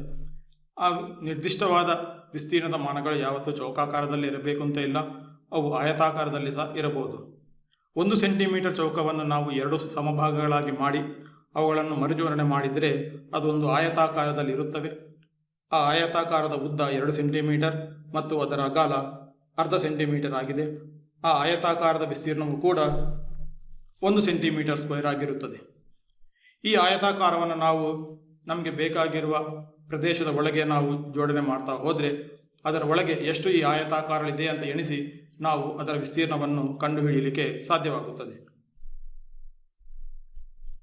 ಈಗ ನಾವು ಮಾರ್ಕ್ ಮಾಡಿದ ಪ್ರದೇಶದ ವಿಸ್ತೀರ್ಣವನ್ನು ಕಂಡುಹಿಡಿಯುವುದು ಹೇಗೆ ಅಂತ ನಾವು ಒಂದು ವಿದ್ಯಾರ್ಥಿಗಳಿಗೆ ಪ್ರಶ್ನೆಗಳನ್ನು ಕೇಳಬಹುದು. ನೀವು ಇಲ್ಲಿ ಚಿತ್ರದಲ್ಲಿ ನೋಡಿದ ಹಾಗೆ ಆ ದೊಡ್ಡ ಆಯತವನ್ನು ನಾವು ಚಿಕ್ಕ ಚೌಕಗಳಾಗಿ ಭಾಗಗಳ ಮಾಡಿದ್ದೇವೆ. ಇಲ್ಲಿ ನೋಡಿದರೆ ಅದರ ಉದ್ದದಲ್ಲಿ 20 ಚೌಕಗಳಿದೆ ಮತ್ತು ಅಗಾಲದಲ್ಲಿ 15 ಚೌಕಗಳಿದೆ. ಸೊ ಹಾಗಾಗಿ ಈ ಆಯತದ ವಿಸ್ತೀರ್ಣ 300 ಚೌಕಗಳು. ಪ್ರತಿ ಚೌಕದ ವಿಸ್ತೀರ್ಣವು 100 ಸೆಂಟಿಮೀಟರ್ ಸ್ಕ್ವೇರ್ ಆಗಿದೆ. ಏಕೆಂದರೆ ಒಂದು ಚೌಕದ ಉದ್ದ ಬಂದು 10 ಸೆಂಟಿಮೀಟರ್ ಆಗಿದೆ. ಹಾಗಾಗಿ ನಾವು ಮಾರ್ಕ್ ಮಾಡಿದ ಆಯತದ ವಿಸ್ತೀರ್ಣ 30,000 ಸೆಂಟಿಮೀಟರ್ ಸ್ಕ್ವೇರ್ ಅಥವಾ 30,000 ಚದರ ಸೆಂಟಿಮೀಟರ್ ಅಂತ ನಾವು ಹೇಳಬಹುದು. ಒಂದು ಏಕಮಾನ ಚೌಕದ ಇಲ್ಲಿ ಉದ್ದ ಬಂದು 10 ಸೆಂಟಿಮೀಟರ್ ಆಗಿದೆ. ಹಾಗಾದರೆ ನಾವು ಯಾವುದೇ ಒಂದು ಏಕಮಾನ ಚೌಕವನ್ನು ಉಪಯೋಗಿಸಬಹುದಾ ಎಂದು ಪ್ರಶ್ನೆಗಳನ್ನು ಕೇಳುವ ಮೂಲಕ ವಿದ್ಯಾರ್ಥಿಗಳು ಅದರ ಬಗ್ಗೆ ಆಲೋಚನೆ ಮಾಡಲಿಕ್ಕೆ ಶುರು ಮಾಡ್ತಾರೆ. ಈಗ ವಿದ್ಯಾರ್ಥಿಗಳು ನಾವು 1 ಸೆಂಟಿಮೀಟರ್ ಚೌಕವನ್ನು ಬಳಸಿ ನಾವು ವಿಸ್ತೀರ್ಣವನ್ನು ಕಂಡುಹಿಡಿಯಬಹುದಾ ಅಂತ ಪ್ರಶ್ನೆಗಳನ್ನು ಕೇಳಲಿಕ್ಕೆ ಸಾಧ್ಯ ಇದೆ. ಅದಕ್ಕೂ ನಾವು ಉತ್ತರವನ್ನು ಕೊಡಬಹುದು, ಹೌದು ಅಂತ. ಈಗ ನಾವು 1 ಸೆಂಟಿಮೀಟರ್ ಸ್ಕ್ವೇರ್ ಚೌಕಗಳನ್ನು ಬಳಸಿದರೆ ಆ ಆಯತದ ಉದ್ದದಲ್ಲಿ 200 ಚೌಕಗಳು ಇರುತ್ತವೆ ಮತ್ತು ಅದರ ಅಗಾಲದಲ್ಲಿ 150 ಚೌಕಗಳು ಇರುತ್ತವೆ. ಹಾಗಾದರೆ ಆಯತದ ವಿಸ್ತೀರ್ಣ ಎಷ್ಟು ಅಂತ ಹೇಳಿದರೆ ಒಟ್ಟಾಗಿ 30,000 ಚೌಕಗಳಿರುತ್ತವೆ. ಪ್ರತಿ ಚೌಕದ ವಿಸ್ತೀರ್ಣ 1 ಸೆಂಟಿಮೀಟರ್ ಸ್ಕ್ವೇರ್ ಅಥವಾ 1 ಚದರ ಸೆಂಟಿಮೀಟರ್ ಆಗುತ್ತದೆ. ಹಾಗಾಗಿ ಆಯತದ ವಿಸ್ತೀರ್ಣ 30,000 ಸೆಂಟಿಮೀಟರ್ ಸ್ಕ್ವೇರ್ ಅಥವಾ 30,000 ಚದರ ಸೆಂಟಿಮೀಟರ್ ಆಗಿರುತ್ತದೆ. ಈ ರೀತಿಯಲ್ಲಿ ಏಕಮಾನ ಚೌಕಗಳನ್ನು ಬಳಸಿಕೊಂಡು ನಾವು ವಿಸ್ತೀರ್ಣವನ್ನು ಕಂಡುಹಿಡಿಯಬಹುದು. ವಿಸ್ತೀರ್ಣವನ್ನು ಕಂಡುಹಿಡಿಯಲು ನಿಯಮಗಳನ್ನು ಕೂಡ ನಾವು ಸಾಮಾನ್ಯೀಕರಿಸಬಹುದು. ಆಯತದ ವಿಸ್ತೀರ್ಣ ಉದ್ದ ಗುಣಿಸು ಅಗಲ ಅಂತ ನಾವು ಸಾಮಾನ್ಯೀಕರಿಸಲು ಕೂಡ ಸಾಧ್ಯವಾಗುತ್ತದೆ. ಈಗ 1 ಮೀಟರ್ ಬಾಹು ಇರುವ ಚೌಕವನ್ನು ಬಳಸಿಕೊಂಡು ವಿಸ್ತೀರ್ಣವನ್ನು ಹೇಗೆ ಕಂಡುಹಿಡಿಯುವುದು ಅಂತ ವಿದ್ಯಾರ್ಥಿಗಳನ್ನು ಕೇಳಬಹುದು. ಆಗ ಅವರು ಅದನ್ನು ಪ್ರಯತ್ನ ಮಾಡಲಿಕ್ಕೆ ಶುರು ಮಾಡ್ತಾರೆ. ಇಲ್ಲಿ ತೋರಿಸಿದ ಹಾಗೆ ನಾವು ಮಾರ್ಕ್ ಮಾಡಿದ ಆಯತದಲ್ಲಿ ನಾವು 1 ಮೀಟರ್ ಬಾಹು ಇರುವ ಚೌಕಗಳನ್ನು ರಚನೆ ಮಾಡಲಿಕ್ಕೆ ಸಾಧ್ಯವಾಗುತ್ತದೆ ಮತ್ತು 1 ಮೀಟರ್ ಬಾಹು ಮತ್ತು ಅರ್ಧ ಮೀಟರ್ ಅಗಾಲವಿರುವ ಬಾಹುವುಳ್ಳ 2 ಆಯತಗಳನ್ನು ರಚನೆ ಮಾಡಲಿಕ್ಕೆ ಸಾಧ್ಯವಾಗುತ್ತದೆ. ಹಾಗಾಗಿ ಇಲ್ಲಿ ಒಟ್ಟು ವಿಸ್ತೀರ್ಣ 1 meter square plus 1 meter square plus 2 ಗುಣಿಸು ಅರ್ಧ ಮೀಟರ್ ಸ್ಕ್ವೇರ್ ಆಗಿದೆ. ಹಾಗಾದರೆ ಇಲ್ಲಿ ಒಟ್ಟು ವಿಸ್ತೀರ್ಣ 3 ಮೀಟರ್ ಸ್ಕ್ವೇರ್ ಆಗಿದೆ. ಈಗಷ್ಟೇ ನಾವು ನೋಡಿದ ಹಾಗೆ ಆಯತದ ವಿಸ್ತೀರ್ಣ 30,000 ಚದರ ಸೆಂಟಿಮೀಟರ್ ಸ್ಕ್ವೇರ್ ಅಂತ ನಾವು ನೋಡಿದ್ದೇವೆ. ಈಗ ನಾವು 3 ಮೀಟರ್ ಸ್ಕ್ವೇರ್ ಅಂತ ನಾವು ಹೇಳುತ್ತಾ ಇದ್ದೇವೆ. ಈಗ ವಿದ್ಯಾರ್ಥಿಗಳಲ್ಲಿ ಗೊಂದಲ ಉಂಟಾಗಲಿಕ್ಕೆ ಸಾಧ್ಯವಿದೆ. ಏಕೆ ವಿಸ್ತೀರ್ಣದ ಮೌಲ್ಯಗಳು ಯಾಕೆ ಬದಲಾಗಿದೆ ಅಂತ ಹೇಳಿ.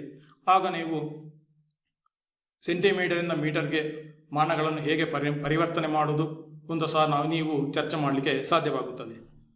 ಈ ರೀತಿಯಲ್ಲಿ ಮಾನಗಳನ್ನು ಪರಿವರ್ತನೆ ಮಾಡುವಾಗ ಮೌಲ್ಯಗಳು ಹೇಗೆ ಬದಲಾಗುತ್ತದೆ ಎಂದು ಕೂಡ ನೀವು ಚರ್ಚೆ ಮಾಡಲಿಕ್ಕೆ ಸಾಧ್ಯವಾಗುತ್ತದೆ.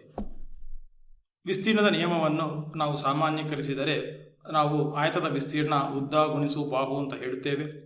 ಇಲ್ಲಿ ನಾವು ನೋಡುವಂತಹ ಆಯತದ ಉದ್ದ 2 ಮೀಟರ್ ಆಗಿದೆ ಮತ್ತು ಅದರ ಅಗಲ 1.5 ಮೀಟರ್ ಆಗಿದೆ. ಅವು ಎರಡನ್ನೂ ನಾವು ಗುಣಿಸಿದರೆ 3 ಮೀಟರ್ ಸ್ಕ್ವೇರ್ ಅಂತ ನಮಗೆ ಸಿಗುತ್ತದೆ.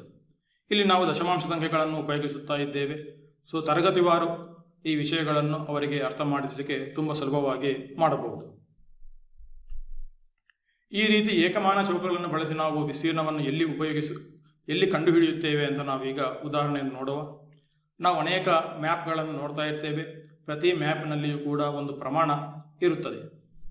ನಾವೀಗ ಚಿತ್ರದಲ್ಲಿ ನೋಡುವ ಹಾಗೆ ಇದು ಗೂಗಲ್ ಮ್ಯಾಪ್ಸಿಂದ ತಗೊಂಡಿರುವ ಒಂದು ಮ್ಯಾಪ್ ಆಗಿದೆ. ಈ ಗೂಗಲ್ ಮ್ಯಾಪ್ಸಲ್ಲಿ ಕೆಳಗೆ ಒಂದು ಸ್ಕೇಲ್ ಅಥವಾ ಪ್ರಮಾಣವನ್ನು ನೀಡಿರುತ್ತಾರೆ. ಇಲ್ಲಿ ಒಂದು ನಿರ್ದಿಷ್ಟ ಉದ್ದ ಬಂದು 20 ಕಿಲೋಮೀಟರ್ ಅಂತ ಹೇಳಿದ್ದಾರೆ. ಈಗ ನಾವು 20 ಕಿಲೋಮೀಟರ್ ಈ ಉದ್ದದ ಒಂದು ಚೌಕವನ್ನು ರಚನೆ ಮಾಡಿದರೆ ಈ ಚೌಕದ ಬಾಹು 20 ಕಿಲೋಮೀಟರ್ ಆಗಿರುತ್ತದೆ. ಇದರ ವಿಸ್ತೀರ್ಣ 400 ಕಿಲೋಮೀಟರ್ ಸ್ಕ್ವೇರ್ ಆಗಿರುತ್ತದೆ. ಈ ಚೌಕವನ್ನು ಬಳಸಿಕೊಂಡು ನಾವು ಯಾವುದೇ ಒಂದು ಸ್ಥಳದ ವಿಸ್ತೀರ್ಣವನ್ನು ಕಂಡುಹಿಡಿಯಲಿಕ್ಕೆ ಸಾಧ್ಯವಾಗುತ್ತದೆ. ನಾವು ಈ ಮ್ಯಾಪ್ನಲ್ಲಿ ಈ ಚೌಕವನ್ನು ರಚನೆ ಮಾಡಿದರೆ ಈ ಸ್ಥಳದ ವಿಸ್ತೀರ್ಣ ಬಂದು 4 ಚೌಕಗಳಿಗೆ ಸರಿಸುಮಾರಾಗಿ ಇದೆ ಅಂತ ನಾವು ಹೇಳಬಹುದು. ಹಾಗಾಗಿ ಈ ಸ್ಥಳದ ವಿಸ್ತೀರ್ಣ ಬಂದು 4 × 400 ಕಿಲೋಮೀಟರ್ ಸ್ಕ್ವೇರ್ ಅಂದರೆ 1600 ಕಿಲೋಮೀಟರ್ ಸ್ಕ್ವೇರ್ ಇದೆ ಅಂತ ನಾವು ಹೇಳಲಿಕ್ಕೆ ಸಾಧ್ಯವಾಗುತ್ತದೆ. ಇದೇ ರೀತಿಯಲ್ಲಿ ವಿವಿಧ ಪ್ರದೇಶಗಳ ವಿಸ್ತೀರ್ಣವನ್ನು ಚೌಕಗಳು ರಚನೆ ಮಾಡುವ ಮೂಲಕ ಕಂಡುಹಿಡಿಯಲಿಕ್ಕೆ ಸಾಧ್ಯವಾಗುತ್ತದೆ. ಈ ವಿಸ್ತೀರ್ಣವನ್ನು ನಾವು ಆರ್ಟ್ ಇಂಟಿಗ್ರೇಷನ್ ಮಾಡಿ ಹೇಗೆ ಅರ್ಥ ಮಾಡಿಸಬಹುದು ಅಂತ ನಾವು ನೋಡೋಣ. ಸಾಮಾನ್ಯವಾಗಿ ಎಲ್ಲರೂ ರಂಗೋಲಿಯನ್ನು ನೋಡಿರ್ತೀರಿ. ಈ ರಂಗೋಲಿಯಲ್ಲಿ ಕೂಡ ಬಂದು ವಿಸ್ತೀರ್ಣ ಮತ್ತು ಸುತ್ತಳತೆಯನ್ನು ನಾವು ವಿದ್ಯಾರ್ಥಿಗಳಿಗೆ ಅರ್ಥ ಮಾಡಿಸಬಹುದು. ಈ ರೀತಿಯಲ್ಲಿ ಕಾಣುವ ಹಾಗೆ ಕೆಲವು ಚುಕ್ಕೆಗಳನ್ನು ನೆಲದ ಮೇಲೆ ಹಾಕಬಹುದು ಅಥವಾ ಪುಸ್ತಕದಲ್ಲಿ ಹಾಕಬಹುದು. ನಂತರ ಆ ಚುಕ್ಕೆಗಳನ್ನು ಬಳಸಿಕೊಂಡು ನಾವು ವಿವಿಧ ರೀತಿಯ ಆಕೃತಿಗಳನ್ನು ಬಳಸಿ ಒಂದು ರಂಗೋಲಿಯನ್ನು ಮಾಡಬಹುದು. ಉದಾಹರಣೆಗೆ ಒಂದು ಷಡ್ಭುಜಾಕೃತಿಯನ್ನು ನಾವು ಇಲ್ಲಿ ತೋರಿಸಿದ ಹಾಗೆ ರಚನೆ ಮಾಡಬಹುದು. ಈ ಷಡ್ಭುಜಾಕೃತಿಯ ಸುತ್ತಳತೆ ಮತ್ತು ವಿಸ್ತೀರ್ಣ ಬಗ್ಗೆ ನಾವು ಚರ್ಚೆ ಮಾಡಲಿಕ್ಕೆ ಸಾಧ್ಯವಾಗುತ್ತದೆ. ಅದೇ ರೀತಿಯಲ್ಲಿ ಈ ರಂಗೋಲಿಯನ್ನು ಪೂರ್ಣಗೊಳಿಸಲಿಕ್ಕೆ ನಾವು ಎಲ್ಲ ಆಕೃತಿಗಳನ್ನು ರಚಿಸಿ ಇಲ್ಲಿ ಇರುವ ಆಕೃತಿಗಳ ಸುತ್ತಳತೆ ಮತ್ತು ವಿಸ್ತೀರ್ಣಗಳ ಬಗ್ಗೆ ನಾವು ಚರ್ಚೆ ಮಾಡಬಹುದು. ನಾವು ರಂಗೋಲಿಗೆ ಬಣ್ಣ ಹಚ್ಚುವುದಾದರೆ ಬಣ್ಣ ಹಚ್ಚುವ ಜಾಗವನ್ನು ನಾವು ವಿಸ್ತೀರ್ಣ ಅಂತ ಹೇಳ್ತೇವೆ. ಎಲ್ಲಿ ಹಾಕುತ್ತೇವೆ ಅದನ್ನು ನಾವು ಸುತ್ತಳತೆ ಅಂತ ನಾವು ಹೇಳುತ್ತೇವೆ. ಈ ರೀತಿಯಲ್ಲಿ ಆರ್ಟಲ್ಲಿ ಇಂಟ್ರೆಸ್ಟ್ ಇದ್ದವರಿಗೆ ಆರ್ಟ್ ಮುಖಾಂತರ ಕೂಡ ಸುತ್ತಳತೆ ಮತ್ತು ವಿಸ್ತೀರ್ಣದ ಬಗ್ಗೆ ವ್ಯತ್ಯಾಸ ಮತ್ತು ಅದನ್ನು ಕಂಡುಹಿಡಿಯುವ ಬಗ್ಗೆ ಕೂಡ ನಾವು ಅವರಿಗೆ ಹೇಳಿಕೊಡಲಿಕ್ಕೆ ಸಾಧ್ಯವಾಗುತ್ತದೆ.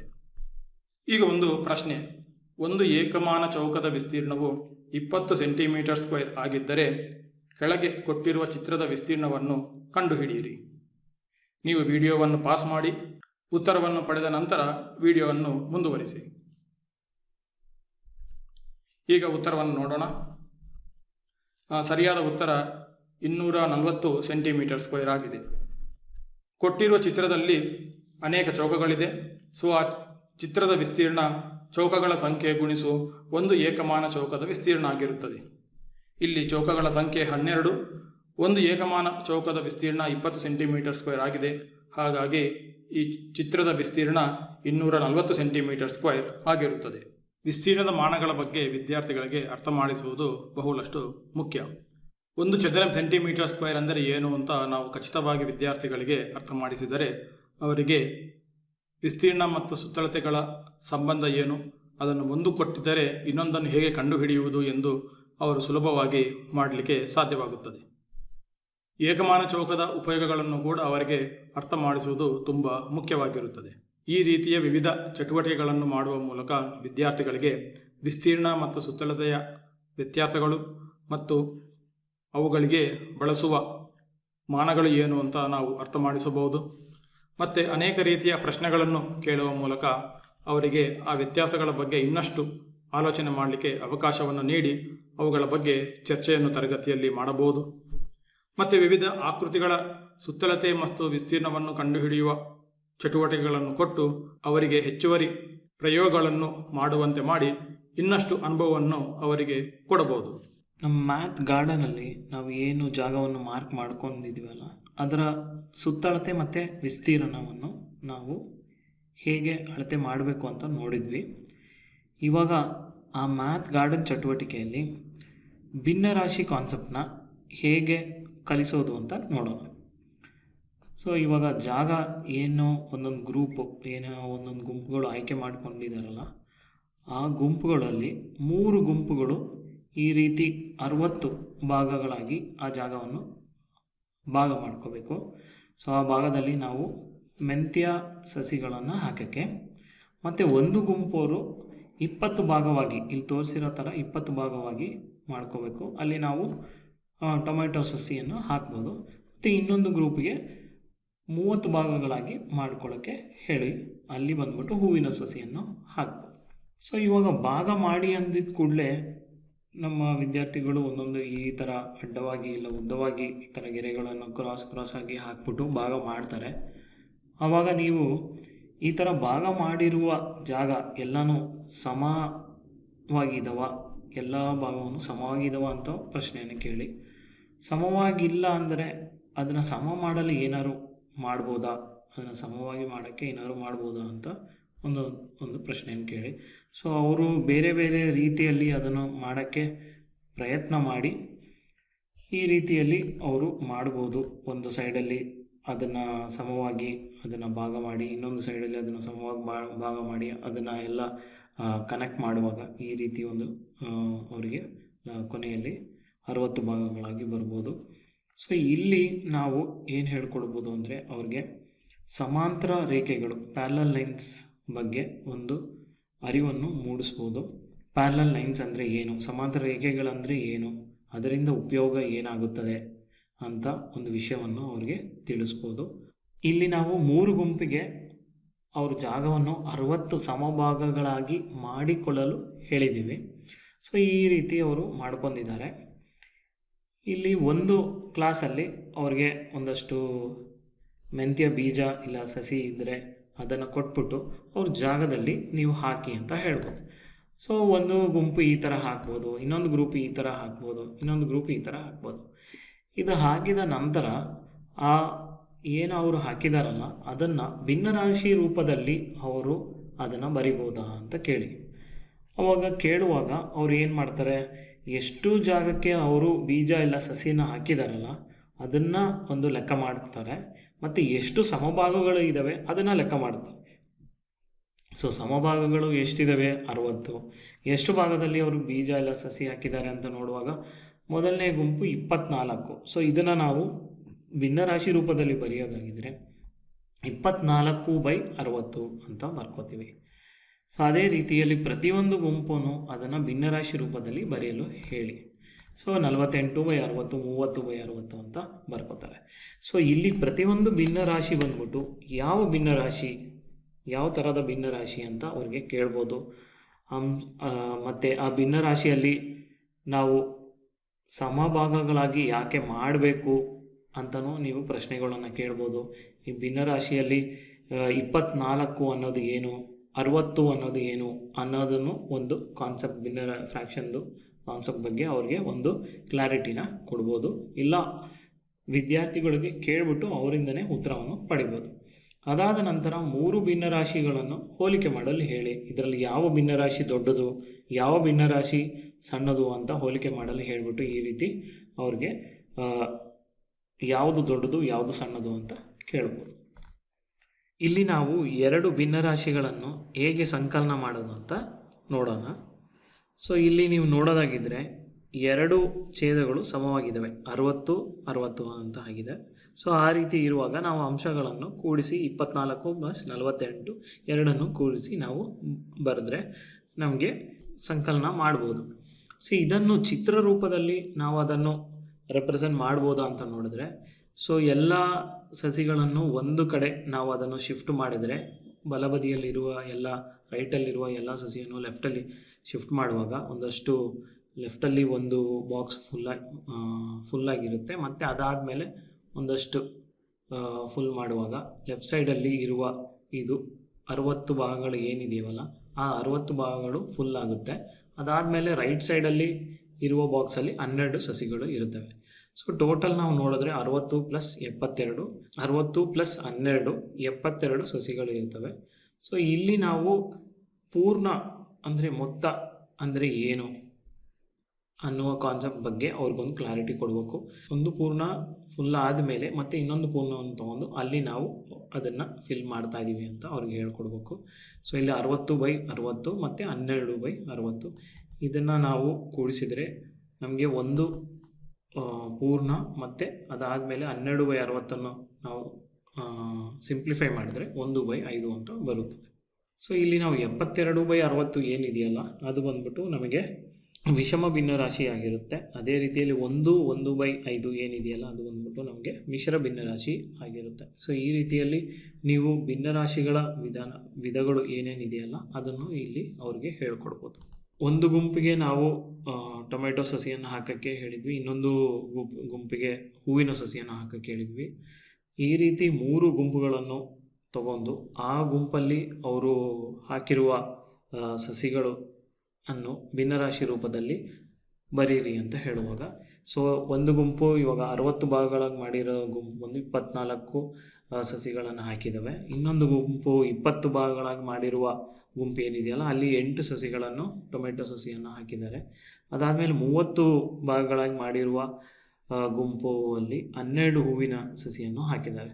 ಸೊ ಇಲ್ಲಿ ನೋಡೋದಾಗಿದೆ 3 ಭಿನ್ನರಾಶಿಗಳಲ್ಲಿ ಏನಾದ್ರು ವ್ಯತ್ಯಾಸ ಕಾಣಿಸ್ತಾ ಇದೆಯಾ, ಆ 3 ಭಿನ್ನರಾಶಿಗಳು ಯಾವ ವಿಧವನ್ನು ಇದು ಯಾವ ಭಿನ್ನರಾಶಿ ಆಗುತ್ತದೆ, ಅಸಮರೂಪದ ಭಿನ್ನರಾಶಿ ಆಗುತ್ತದ, ಯಾಕಂದರೆ ಛೇದ ಬಂದ್ಬಿಟ್ಟು ಎಲ್ಲ ಭಿನ್ನರಾಶಿಯಲ್ಲೂ ಬೇರೆ ಬೇರೆ ಇದೆ ಅಂತ ಅವ್ರಿಗೆ ಈ ಅಸಮರೂಪದ ಭಿನ್ನರಾಶಿ ಇಲ್ಲ ಅನ್ಲೈಕ್ ಫ್ರ್ಯಾಕ್ಷನ್ ಬಗ್ಗೆ ಅವ್ರಿಗೊಂದು ಐಡಿಯಾವನ್ನು ಕೊಡ್ಬೋದು.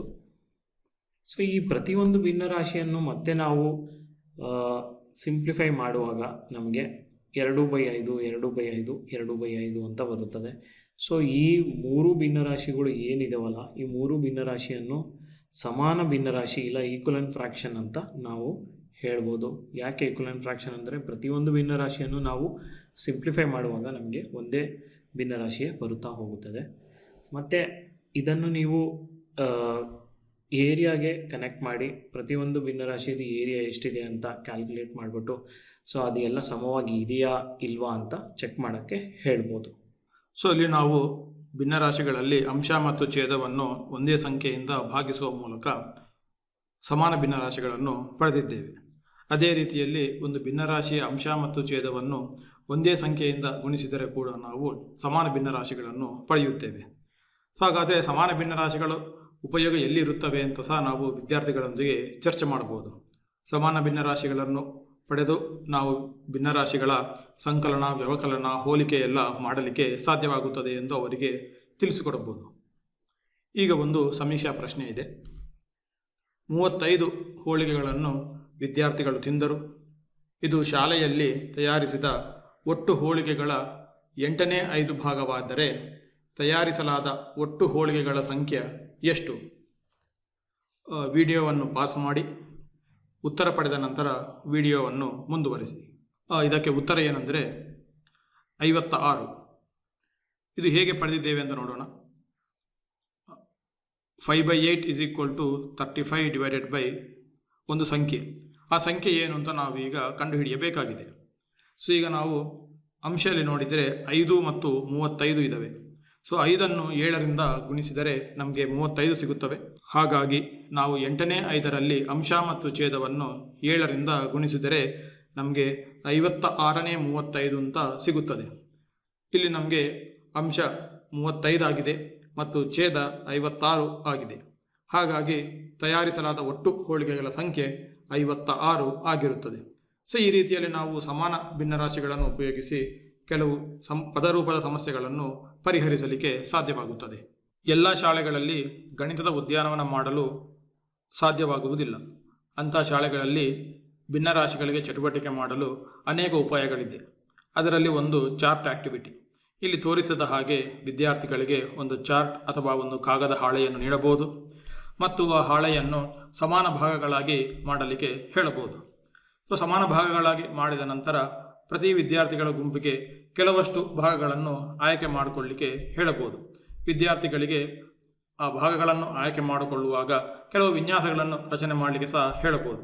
ಅವರೊಂದು ಇಂಟ್ರೆಸ್ಟಿಂಗ್ ಆಗಿ ತಮ್ಮ ಹೆಸರಿನ ಅಕ್ಷರಗಳನ್ನು ಇತ್ಯಾದಿಗಳ ವಿಧದಲ್ಲಿ ಭಾಗಗಳನ್ನು ಆಯ್ಕೆ ಮಾಡಿಕೊಳ್ಳುತ್ತಾರೆ. ಈ ರೀತಿ ಕೆಲವು ಭಾಗಗಳನ್ನು ಆಯ್ಕೆ ಮಾಡಿಕೊಂಡ ನಂತರ ಅದಕ್ಕೆ ಒಂದು ಭಿನ್ನರಾಶಿ ರೂಪವನ್ನು ನೀಡಲಿಕ್ಕೆ ಹೇಳಬಹುದು. ಸೊ ಪ್ರತಿಯೊಂದು ವಿದ್ಯಾರ್ಥಿಗಳ ಗುಂಪು ಭಿನ್ನರಾಶಿಯನ್ನು ರಚಿಸಿದ ನಂತರ ಅವುಗಳನ್ನು ಹೋಲಿಕೆ ಮಾಡುವುದು, ಆ ಭಿನ್ನರಾಶಿಗಳ ಸಂಕಲನ ಮಾಡುವುದು ಮತ್ತು ಆ ಭಿನ್ನರಾಶಿಗಳ ಸಮಾನ ಭಿನ್ನರಾಶಿಯನ್ನು ಕಂಡುಹಿಡಿಯುವ ಚಟುವಟಿಕೆಗಳನ್ನು ಸಹ ಮಾಡಬಹುದು. ಭಿನ್ನರಾಶಿಗಳನ್ನು ವಿದ್ಯಾರ್ಥಿಗಳೊಂದಿಗೆ ಚರ್ಚೆ ಮಾಡಬೇಕಾದರೆ ಅಂಶ ಮತ್ತು ಛೇದದ ವ್ಯತ್ಯಾಸವನ್ನು ಅವರಿಗೆ ಖಚಿತವಾಗಿ ಅರ್ಥ ಮಾಡಿಸುವುದು ತುಂಬ ಮುಖ್ಯವಾಗಿರುತ್ತದೆ ಮತ್ತು ಪೂರ್ಣ ಎಂಬ ಪರಿಕಲ್ಪನೆಯನ್ನು ಸರಿಯಾಗಿ ನೀಡಬೇಕಾಗಿರುತ್ತದೆ.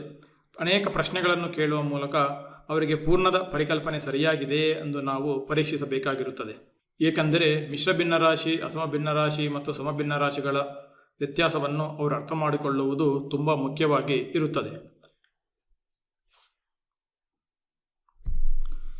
ನಿತ್ಯ ಜೀವನದಲ್ಲಿ ಅವರು ಭಿನ್ನರಾಶಿಗಳನ್ನು ಎಲ್ಲಿ ಉಪಯೋಗಿಸಿದ್ದಾರೆ ಎಂದು ಕೂಡ ನಾವು ಅವರಿಗೆ ಪ್ರಶ್ನೆಗಳನ್ನು ಕೇಳಬಹುದು.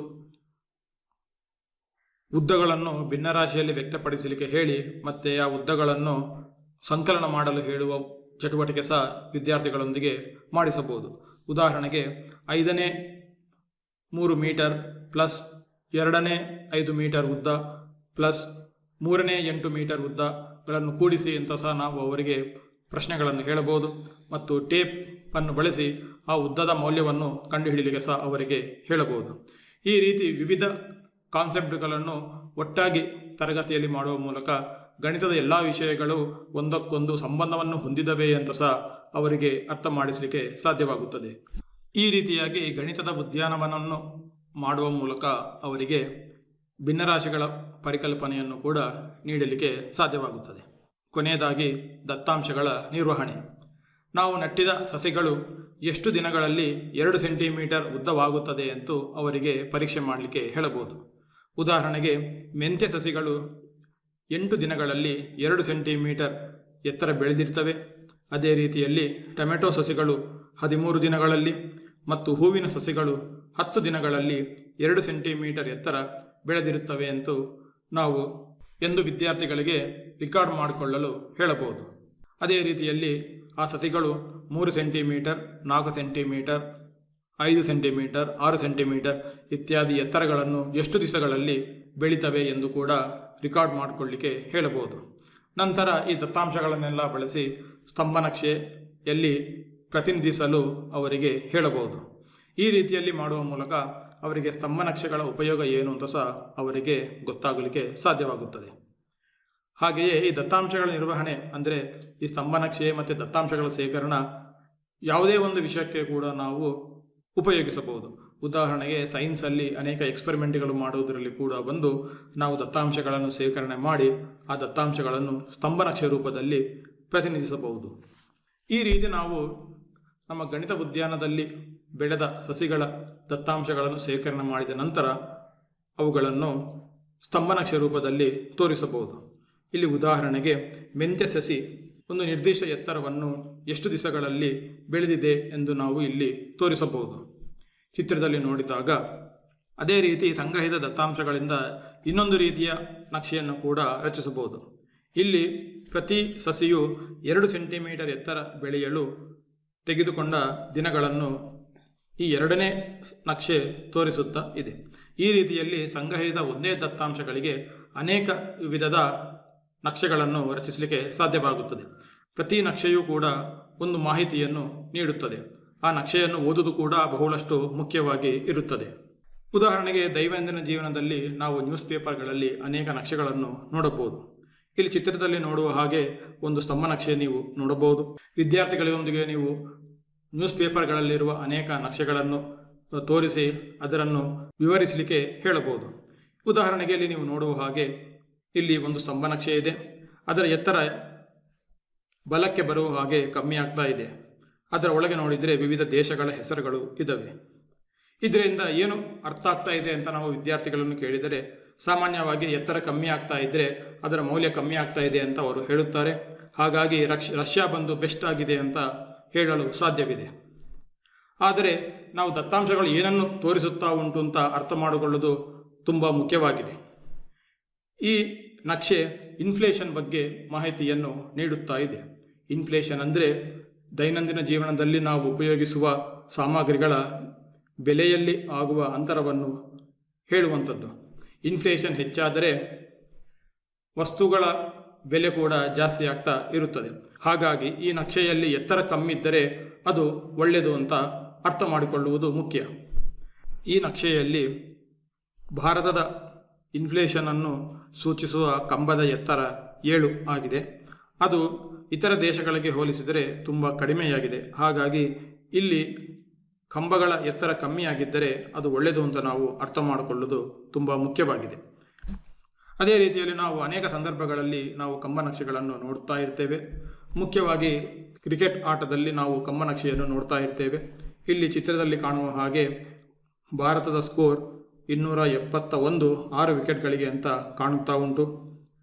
ಪ್ರತಿ ಓವರ್ನಲ್ಲಿ ಭಾರತ ಪಡೆದ ರನ್ಗಳನ್ನು ಕೂಡ ನಾವು ಸ್ತಂಭ ನಕ್ಷೆಯಲ್ಲಿ ತೋರಿಸಿದ್ದೇವೆ.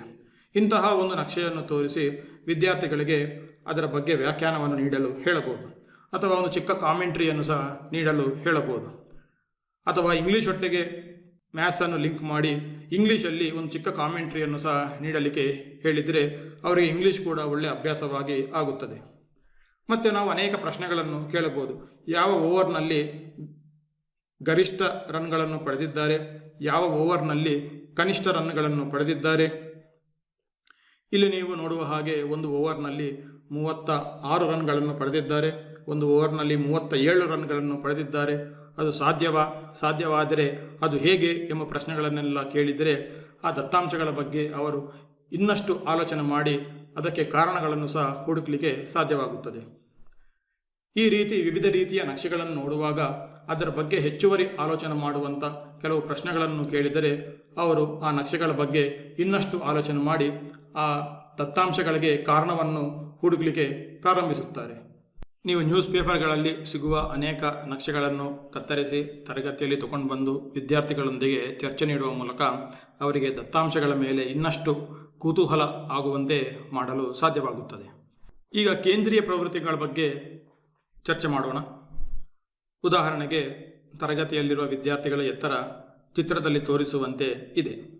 ಕೇಂದ್ರೀಯ ಪ್ರವೃತ್ತಿಗಳನ್ನು ನೇರವಾಗಿ ಹೇಳುವುದಕ್ಕಿಂತ ಒಂದು ಚಟುವಟಿಕೆ ಮುಖಾಂತರ ಹೇಗೆ ಮಾಡುವುದು ಮತ್ತು ಅವರಿಗೆ ಹೇಗೆ ಅನುಭವವನ್ನು ನೀಡುವುದು ಎಂದು ನಾವು ಈಗ ನೋಡೋಣ. ಈ ಎತ್ತರಗಳನ್ನು ನೋಡಿದ ಕೂಡಲೇ ವಿದ್ಯಾರ್ಥಿಗಳಿಗೆ ಅನೇಕ ಪ್ರಶ್ನೆಗಳನ್ನು ಕೇಳಬಹುದು. ಯಾರದು ಗರಿಷ್ಠವಾದ ಎತ್ತರ, ಯಾವುದು ಕನಿಷ್ಠವಾದ ಎತ್ತರ, ಯಾವ ಎತ್ತರದಲ್ಲಿ ಹೆಚ್ಚು ಮಕ್ಕಳಿದ್ದಾರೆ, ಈ ರೀತಿಯ ಅನೇಕ ಪ್ರಶ್ನೆಗಳನ್ನು ನಾವು ಕೇಳಬಹುದು. ಈ ರೀತಿ ಗರಿಷ್ಠ ಮತ್ತು ಕನಿಷ್ಠ ಎತ್ತರಗಳ ಬಗ್ಗೆ ಅನೇಕ ಪ್ರಶ್ನೆಗಳನ್ನು ಕೇಳಬಹುದು. ನಂತರ ಅರ್ಧದಷ್ಟು ವಿದ್ಯಾರ್ಥಿಗಳು ಯಾವ ಎತ್ತರಕ್ಕಿಂತ ಕಡಿಮೆಯಾಗಿರ್ತಾರೆ ಮತ್ತು ಅರ್ಧದಷ್ಟು ವಿದ್ಯಾರ್ಥಿಗಳು ಯಾವ ಎತ್ತರಕ್ಕಿಂತ ಹೆಚ್ಚು ಎತ್ತರವನ್ನು ಹೊಂದಿರುತ್ತಾರೆ ಎಂಬ ಪ್ರಶ್ನೆಯನ್ನು ನಾವು ಕೇಳಬಹುದು. ವಿದ್ಯಾರ್ಥಿಗಳು ಟ್ರಯಲ್ ಆ್ಯಂಡ್ ಎರರ್ ಮಾಡಿ ಒಂದು ಪರಿಹಾರವನ್ನು ನೀಡಲಿಕ್ಕೆ ಸಾಧ್ಯವಾಗುತ್ತದೆ. ಅವರಿಗೆ ಇನ್ನೂ ಹೆಚ್ಚುವರಿ ಪ್ರಶ್ನೆಗಳನ್ನು ಕೇಳಬಹುದು. ಇದು ಟ್ರಯಲ್ ಆ್ಯಂಡ್ ಎರರ್ ಮಾಡುವ ವಿಧಾನಕ್ಕಿಂತ ಬೇರೆ ಯಾವುದಾದರೂ ಒಂದು ವಿಧಾನವಿದೆಯೇ ಅಂತ ನಾವು ಅವರಿಗೆ ಕೇಳಬಹುದು. ಆಗ ಅವರು ಆಲೋಚನೆ ಮಾಡಲಿಕ್ಕೆ ಸಾಧ್ಯವಾಗುತ್ತದೆ ಮತ್ತು ಅವರೇ ಒಂದು ನಿಯಮ ಅಥವಾ ಸೂತ್ರವನ್ನು ಕಂಡುಹಿಡಿಯಲಿಕ್ಕೆ ಸಾಧ್ಯವಾಗುತ್ತದೆ. ಕೊನೆಯಾಗಿ ವಿದ್ಯಾರ್ಥಿಗಳು ಎತ್ತರಕ್ಕೆ ಅನುಗುಣವಾಗಿ ಏರಿಕೆ ಕ್ರಮ ಅಥವಾ ಇಳಿಕೆ ಕ್ರಮದಲ್ಲಿ ನಿಂತುಕೊಂಡರೆ ಅಥವಾ ಆ ಎತ್ತರಗಳನ್ನು ಏರಿಕೆ ಅಥವಾ ಇಳಿಕೆ ಕ್ರಮದಲ್ಲಿ ಬರೆದುಕೊಂಡರೆ ಮಧ್ಯದಲ್ಲಿರುವ ಎತ್ತರವೇ ನಮಗೆ ಬೇಕಾಗಿರುವ ಉತ್ತರ ಅಂತ ಹೇಳಲಿಕ್ಕೆ ಸಾಧ್ಯವಾಗುತ್ತದೆ. ಇಲ್ಲಿ ನೀಡಿರುವ ಉದಾಹರಣೆಯಲ್ಲಿ 130 ಸೆಂಟಿಮೀಟರ್ ಅನ್ನು ನಾವು ಪರಿಗಣಿಸಿದರೆ 4 ಮಂದಿ ವಿದ್ಯಾರ್ಥಿಗಳು ಆ ಎತ್ತರಕ್ಕಿಂತ ಕಡಿಮೆ ಎತ್ತರವನ್ನು ಹೊಂದಿದ್ದಾರೆ, 4 ವಿದ್ಯಾರ್ಥಿಗಳು ಆ ಎತ್ತರಕ್ಕಿಂತ ಹೆಚ್ಚು ಎತ್ತರವನ್ನು ಹೊಂದಿದ್ದಾರೆ. ಒಂದು ವೇಳೆ ವಿದ್ಯಾರ್ಥಿಗಳ ಸಂಖ್ಯೆ ಸಮಸಂಖ್ಯೆಯಾಗಿದ್ದರೆ ಮಧ್ಯದಲ್ಲಿ 2 ವಿದ್ಯಾರ್ಥಿಗಳು ಇರುತ್ತಾರೆ. ಆಗ ನಮಗೆ ಬೇಕಾಗಿರುವ ಎತ್ತರವು ಆ ಮಧ್ಯದಲ್ಲಿರುವ 2 ವಿದ್ಯಾರ್ಥಿಗಳ ಎತ್ತರದ ಮೊತ್ತದ ಅರ್ಧವಾಗಿರುತ್ತದೆ. ಆ ರೀತಿಯಲ್ಲಿ ನಾವು ವಿದ್ಯಾರ್ಥಿಗಳನ್ನು 2 ಗುಂಪುಗಳಾಗಿ ಮಾಡಲಿಕ್ಕೆ ಸಾಧ್ಯವಾಗುತ್ತದೆ. ಈ ಮೌಲ್ಯವನ್ನು ನಾವು ಮಧ್ಯಾಂಕ ಎಂದು ಹೇಳುತ್ತೇವೆ ಎಂದು ವಿದ್ಯಾರ್ಥಿಗಳಿಗೆ ಹೇಳಿದರೆ ಅವರಿಗೆ ಇದರ ಉಪಯೋಗವನ್ನು ಅರ್ಥ ಮಾಡಿಕೊಳ್ಳಲಿಕ್ಕೆ ಉಪಯೋಗ ಆಗಬಹುದು. ಈ ರೀತಿಯಾಗಿ ಮಧ್ಯಾಂಕವನ್ನು ಪಡೆದು ನಾವು ಇರುವ ದತ್ತಾಂಶಗಳನ್ನು 2 ಗುಂಪುಗಳಾಗಿ ಮಾಡಲಿಕ್ಕೆ ಸಾಧ್ಯವಾಗುತ್ತದೆ ಎಂದು ಅವರಿಗೆ ಹೆಚ್ಚುವರಿ ಮಾಹಿತಿಯನ್ನು ನೀಡಬಹುದು. ಈಗ ಯಾವ ಎತ್ತರವನ್ನು ಗರಿಷ್ಠ ವಿದ್ಯಾರ್ಥಿಗಳು ಹೊಂದಿದ್ದಾರೆ ಎಂದು ಕೇಳಿದರೆ ನಮಗೆ ಕಾಣುವ ಹಾಗೆ 110 ಸೆಂಟಿಮೀಟರ್ 3 ವಿದ್ಯಾರ್ಥಿಗಳು ಹೊಂದಿದ್ದಾರೆ ಅಂತ ಅವರು ಕೂಡಲೇ ಹೇಳಲಿಕ್ಕೆ ಸಾಧ್ಯವಾಗುತ್ತದೆ. ಈ ಮೌಲ್ಯವನ್ನು ನಾವು ರೂಢಿ ಬೆಲೆ ಎಂದು ಹೇಳುತ್ತೇವೆ ಎಂದು ವಿದ್ಯಾರ್ಥಿಗಳಿಗೆ ಅರ್ಥೈಸಬಹುದು. ಕೂಡಲೇ ವಿದ್ಯಾರ್ಥಿಗಳಿಗೆ ಇನ್ನೊಂದು ಪ್ರಶ್ನೆ ಕೇಳಬೇಕು. ಈ ದತ್ತಾಂಶಗಳಲ್ಲಿ ಎಲ್ಲ ಎತ್ತರಗಳು ಒಂದೇ ಬಾರಿ ಇದ್ದರೆ ಆಗ ರೂಢಿ ಬೆಲೆ ಏನಾಗುತ್ತದೆ ಎಂದು ನಾವು ಕೇಳಿದರೆ ವಿದ್ಯಾರ್ಥಿಗಳು ಎಲ್ಲ ಬೆಲೆಗಳು ಕೂಡ ರೂಢಿ ಬೆಲೆಗಳೇ ಆಗುತ್ತವೆ ಎಂದು ಕೂಡ ಹೇಳಲಿಕ್ಕೆ ಸಾಧ್ಯವಿದೆ. ಆದರೆ ಯಾವುದೇ ಒಂದು ಬೆಲೆ ಪುನರಾವರ್ತಿತವಾಗದಿದ್ದರೆ ಆಗ ರೂಢಿ ಬೆಲೆ ಇಲ್ಲ ಅಂತ ನಾವು ಹೇಳುತ್ತೇವೆ.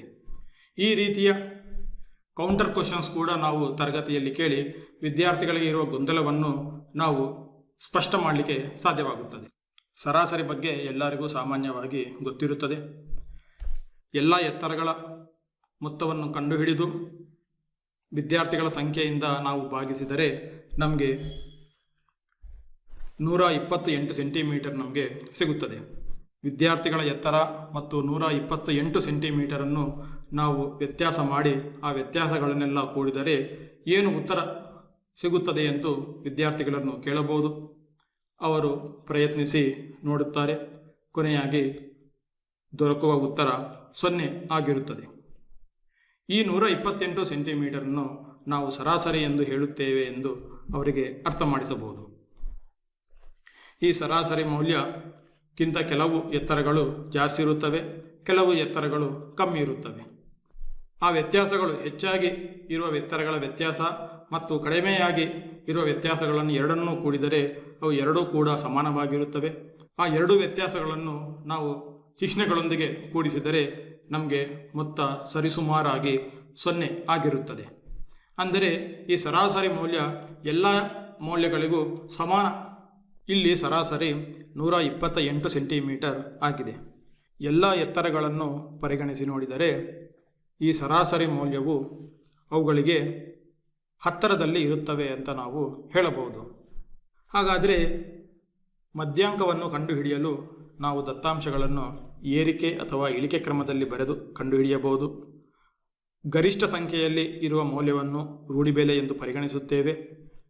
ಎಲ್ಲ ದತ್ತಾಂಶಗಳನ್ನು ಕೂಡಿಸಿ ದತ್ತಾಂಶಗಳ ಸಂಖ್ಯೆಯಿಂದ ಭಾಗಿಸುವ ಮೂಲಕ ನಮಗೆ ಸರಾಸರಿ ಸಿಗುತ್ತದೆ.